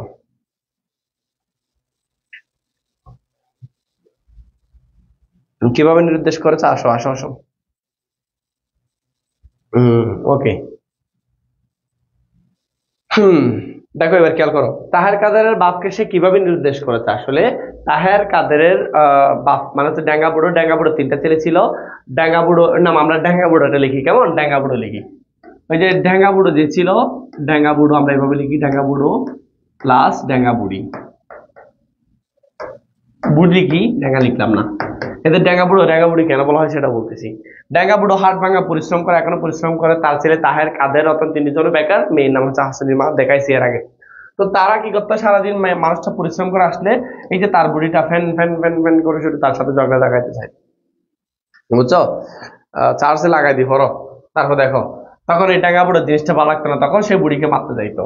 তখন বুড়ি যখন তাকে আসলে যখন মারতে যায়, তখন বুড়ি যখন তার সাথে পারতো না, তখন তার পুরুষত্ব নিয়ে প্রশ্ন তুলতো। কি নিয়ে? পুরুষত্ব নিয়ে বলেছিলাম সেটা।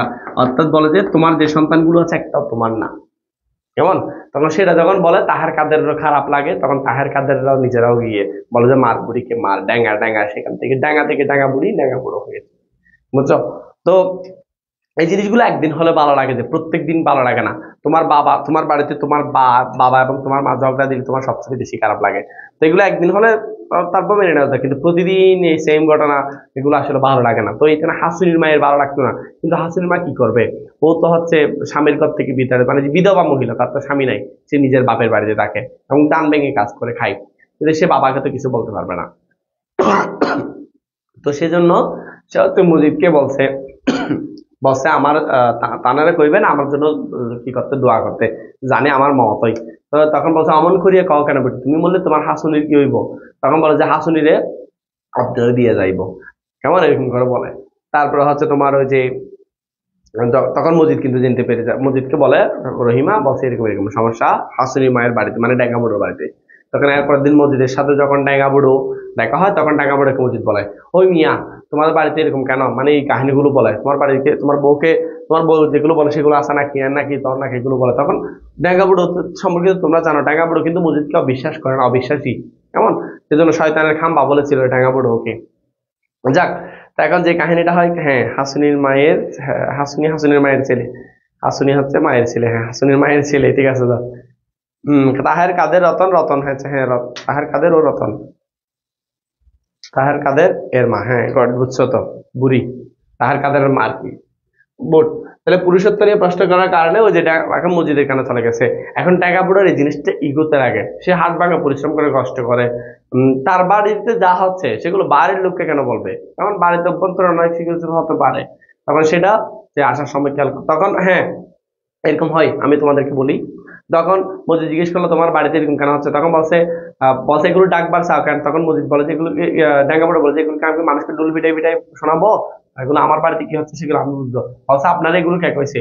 তখন মসজিদ একটু পার্ট নেয়, বলে যে আমি আল্লাহর লোক, আমি কিন্তু সবার আধ্যাত্মিক ক্ষমতা আমার আছে, আমি সবার অন্তরের খবর জানি। তখন ডাঙ্গা বড় বুঝতেই পারছে এগুলো তো আসলে সে বন্ড। তখন সে আসার সময় চিন্তা করে আমাদের বাড়ির কথাটা কে বলতে পারে, তাহের বলবে না, কাদের বলবে না, রতন বলবে না, হাসিনীর মা হ্যাঁ বলতে পারে।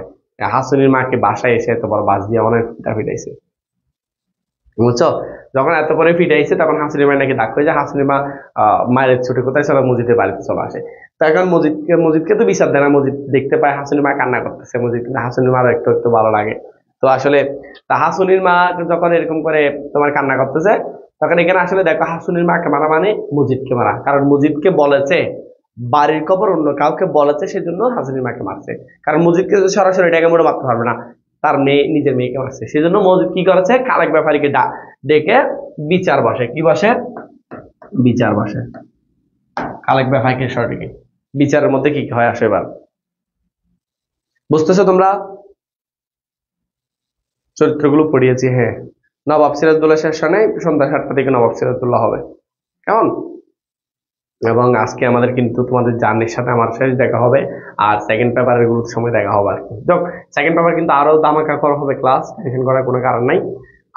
তো যেটা বলছি, বিচার বসেছে, বিচারের মধ্যে সবাই উপস্থিত হয়, তখন খুব সংক্ষেপে পড়াচ্ছি।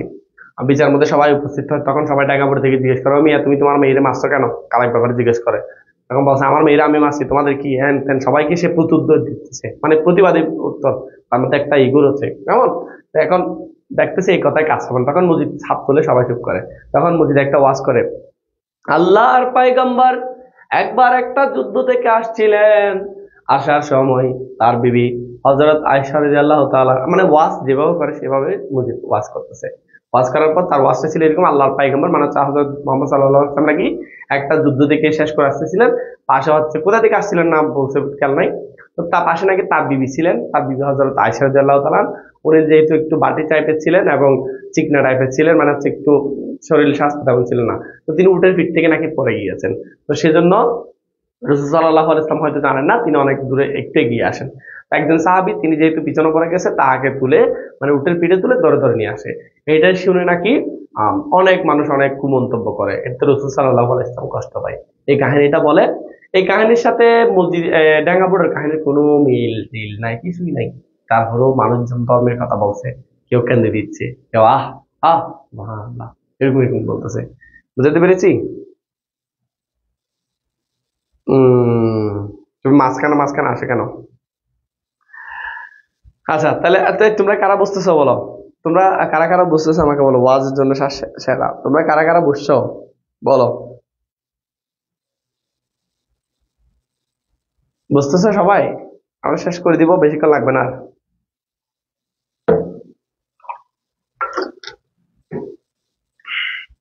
দেখো বিচারের মধ্যে কি হয় আসলে দেখো, একটু ভাইয়া একটু সমস্যা আছে। আচ্ছা তোমরা হয়তো এখনো বুঝতেছো না, কেন্দ্রে দিয়েছো। যেটা আমি তোমাদেরকে আবারও বলতেছি, হাসুনির মা হচ্ছে এই যে ড্যাঙ্গা বুড়ো এবং ড্যাঙ্গা বুড়ির মেয়ে হাসুনির মা আর কি। তো হাসুনির মাকে মারছে কেন? ওদের পারিবারিক বিষয় মুদিতকে বলতে, সেই জন্য ভালো করে খেয়াল করো। তো এখানে সেজন্য ড্যাঙ্গা বুড়ো বলছে কেন নিজের মেয়েকে নিজে মারছে, সেজন্য তার মেয়েটা মসজিদের বাসায় গিয়ে গিয়ে কান্নাকাটি করছে, সেজন্য মসজিদ বিচার বসাইছে। বিচারের মধ্যে এই কাহিনীগুলো হয়। এবার বসছি কেন দেখো, এবার বুঝছো? হুম। তা এখন কাহিনীটা হয় তখন শেষমেশ এটা যখন বলে এইরকম, তখন মুজিব প্রশ্ন করে নাগামুটোর কাছে, ওই মিয়া তুমি বুকে হাত দিয়ে কত, তোমার দিলে ময়লা নাই, মানে তুমি জীবনে কখনো পাপ করো নাই, এরকম যখন বলছে, আসলে কেউ এরকম কখনো বলতে পারবে না। আসলে জীবনে সবাই পাপ করে। তখন আসলে ঢাকাপুরো চুপ করে যায়। তখন ঢাকাপুরোর মনে পড়ে যখন নাকি আহ তাহের কাদের রতন হয় নাই, তখন মানে হাসিনের মা হয় নাই, তখন নাকি সে বিভিন্ন কাজে শহরে যেত, মানে জমি জমার তাদের মামলা নিষ্পত্তির কাজে। তখন হয়তো বাড়িতে পরপুরুষ ঢুকেছে, এরকম অনেকটা শোনা গিয়েছে। কিন্তু সে প্রথমে পরবর্তী সেটা ভুলে যায়। কিন্তু আজকে এত বছর পরে সে তার বিবি মানে হচ্ছে ড্যাঙ্গা বুড়ি খানে এই কথাগুলো বলতো, সেটাকে সত্য নাকি?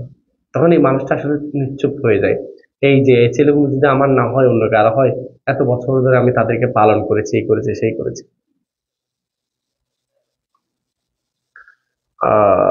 ওকে, থ্যাংক ইউ ভাইয়া। আমি গতবারের আপনার ক্লাস করে খুব ভালো লাগে, গত বাংলাতে আমি হাইস্ট মার্ক পেয়েছিলাম। 176 দোয়া রাখবেন, ধন্যবাদ পার্থ মন্ডল। ওকে, আচ্ছা এরপর খেয়াল করো। হ্যাঁ এখন বুঝেছো। তারপরে খেয়াল করো, তারপরে এরপরে শেষমেশ ও আর কিছু বলে না, একদম চুপ করে রয়েছে। তখন আহ মজিদ বলে যে তুমি তোমার মেয়ের কাছে মাফ খাইবা, মাজারে সিন্নি দিবা। বুঝছো, সিন্নি দিতে বলে মানে টাকা দিয়ে টাকা দিয়ে বলা আর কি। এই বলে বিচার শেষ হয়ে যায়। এদিকে কি হয় ভালো করে খেয়াল করে, আমি আস্তে আস্তে বলার চেষ্টা। কিন্তু ওই ড্যাঙ্গা বুড়ো যে স্তব্ধ হয়ে রয়েছে, কার সাথে কথা বলছে না, কার সাথে কথা বলছে না, এরকম বাড়িতে বসে আসছে, বাড়িতে বসে এসে এরকম করে কান্না করে। কান্না করে না, চোখ দিয়ে পানি পড়ে, একদম কারোর সাথে কথা বলা নাই। 2 দিন কার সাথে কোনো কথা বলা নাই, কিছু খায়ও নাই। তার বাবা, সরি, তার ছেলে তাহের কাদের রতন হাসনি অনেক চেষ্টা করেছে, কিন্তু কিছু খায় নাই, কারোর সাথে কোনো কথাও বলে নাই। ড্যাঙ্গা বুড়িও কিছু বলে নাই আর। 2 দিনের মাথায় খুব জোরে জ্বর আসে। জ্বর আসলে হাসুনির মায়ের একটা স্বভাব ছিল, মানে মুরগি হড়ে, মানে মুরগি কোথায়, কাপড়গুলো শুকাই দিয়েছি, মরিচগুলো খাও নাও। তোমাদের মায়েদের মানে আমাদের গ্রামের মায়েদের একটা অভ্যাস আছে, তুমি যে ঘুমাইছো, মনে করো দুপুরে বৃষ্টি আসছে, তো তোমার আম্মু হচ্ছে মরিচ শুকাইতে দিছে, বুঝছো? তো সেগুলো ভিজে গেলেও তোমার দোষ, তুমি ঘুমাইছো কেন, কাপড় ভিজে গেলেও তোমার দোষ, ভিজে একটা গুলেই তোমার দোষ চলে আসবে। তো এরকম হাসুনির মা হচ্ছে তার মানে হচ্ছে একটু বেশি ইয়া করতে আর কি। বুঝতে পারছো? একটু শেয়ার করে দাও। কমে গেছে, মেনশন দাও সবাইকে। হুম। তারপরে হচ্ছে 2 দিনের মাথায় যখন বৃষ্টি আসে, তো নাকি হাসুনির মা হচ্ছে তার মুরগি একটা খুঁজে পাচ্ছে না, আমরা আঞ্চলিক ভাষায় খুঁড়ো বলি আর কি। তো মুরগিটা খুঁজে দেখার জন্য সব জায়গায় খুঁজে দেখেছে, এখন তার বাবার ঘরটা বাকি। সে তার বাবার ঘর উকি দেখে দেখতেছে, তার বাবা তাকে বলে, মা একবারে দেখে আসবি। এখন এরকম করে বলে যখন, এই যে যে বাবা 2 দিন কিছু খায়নি, সে বাবা যখন তাকে ডেকেছে, তখন আসলে সে সব ব্যস্ততা বাদ দিয়ে তার বাবার ডাকে সাড়া দেয়, বলে যে আমার খিদে পেয়েছে, আমাকে এক গ্লাস পানি আর সিডা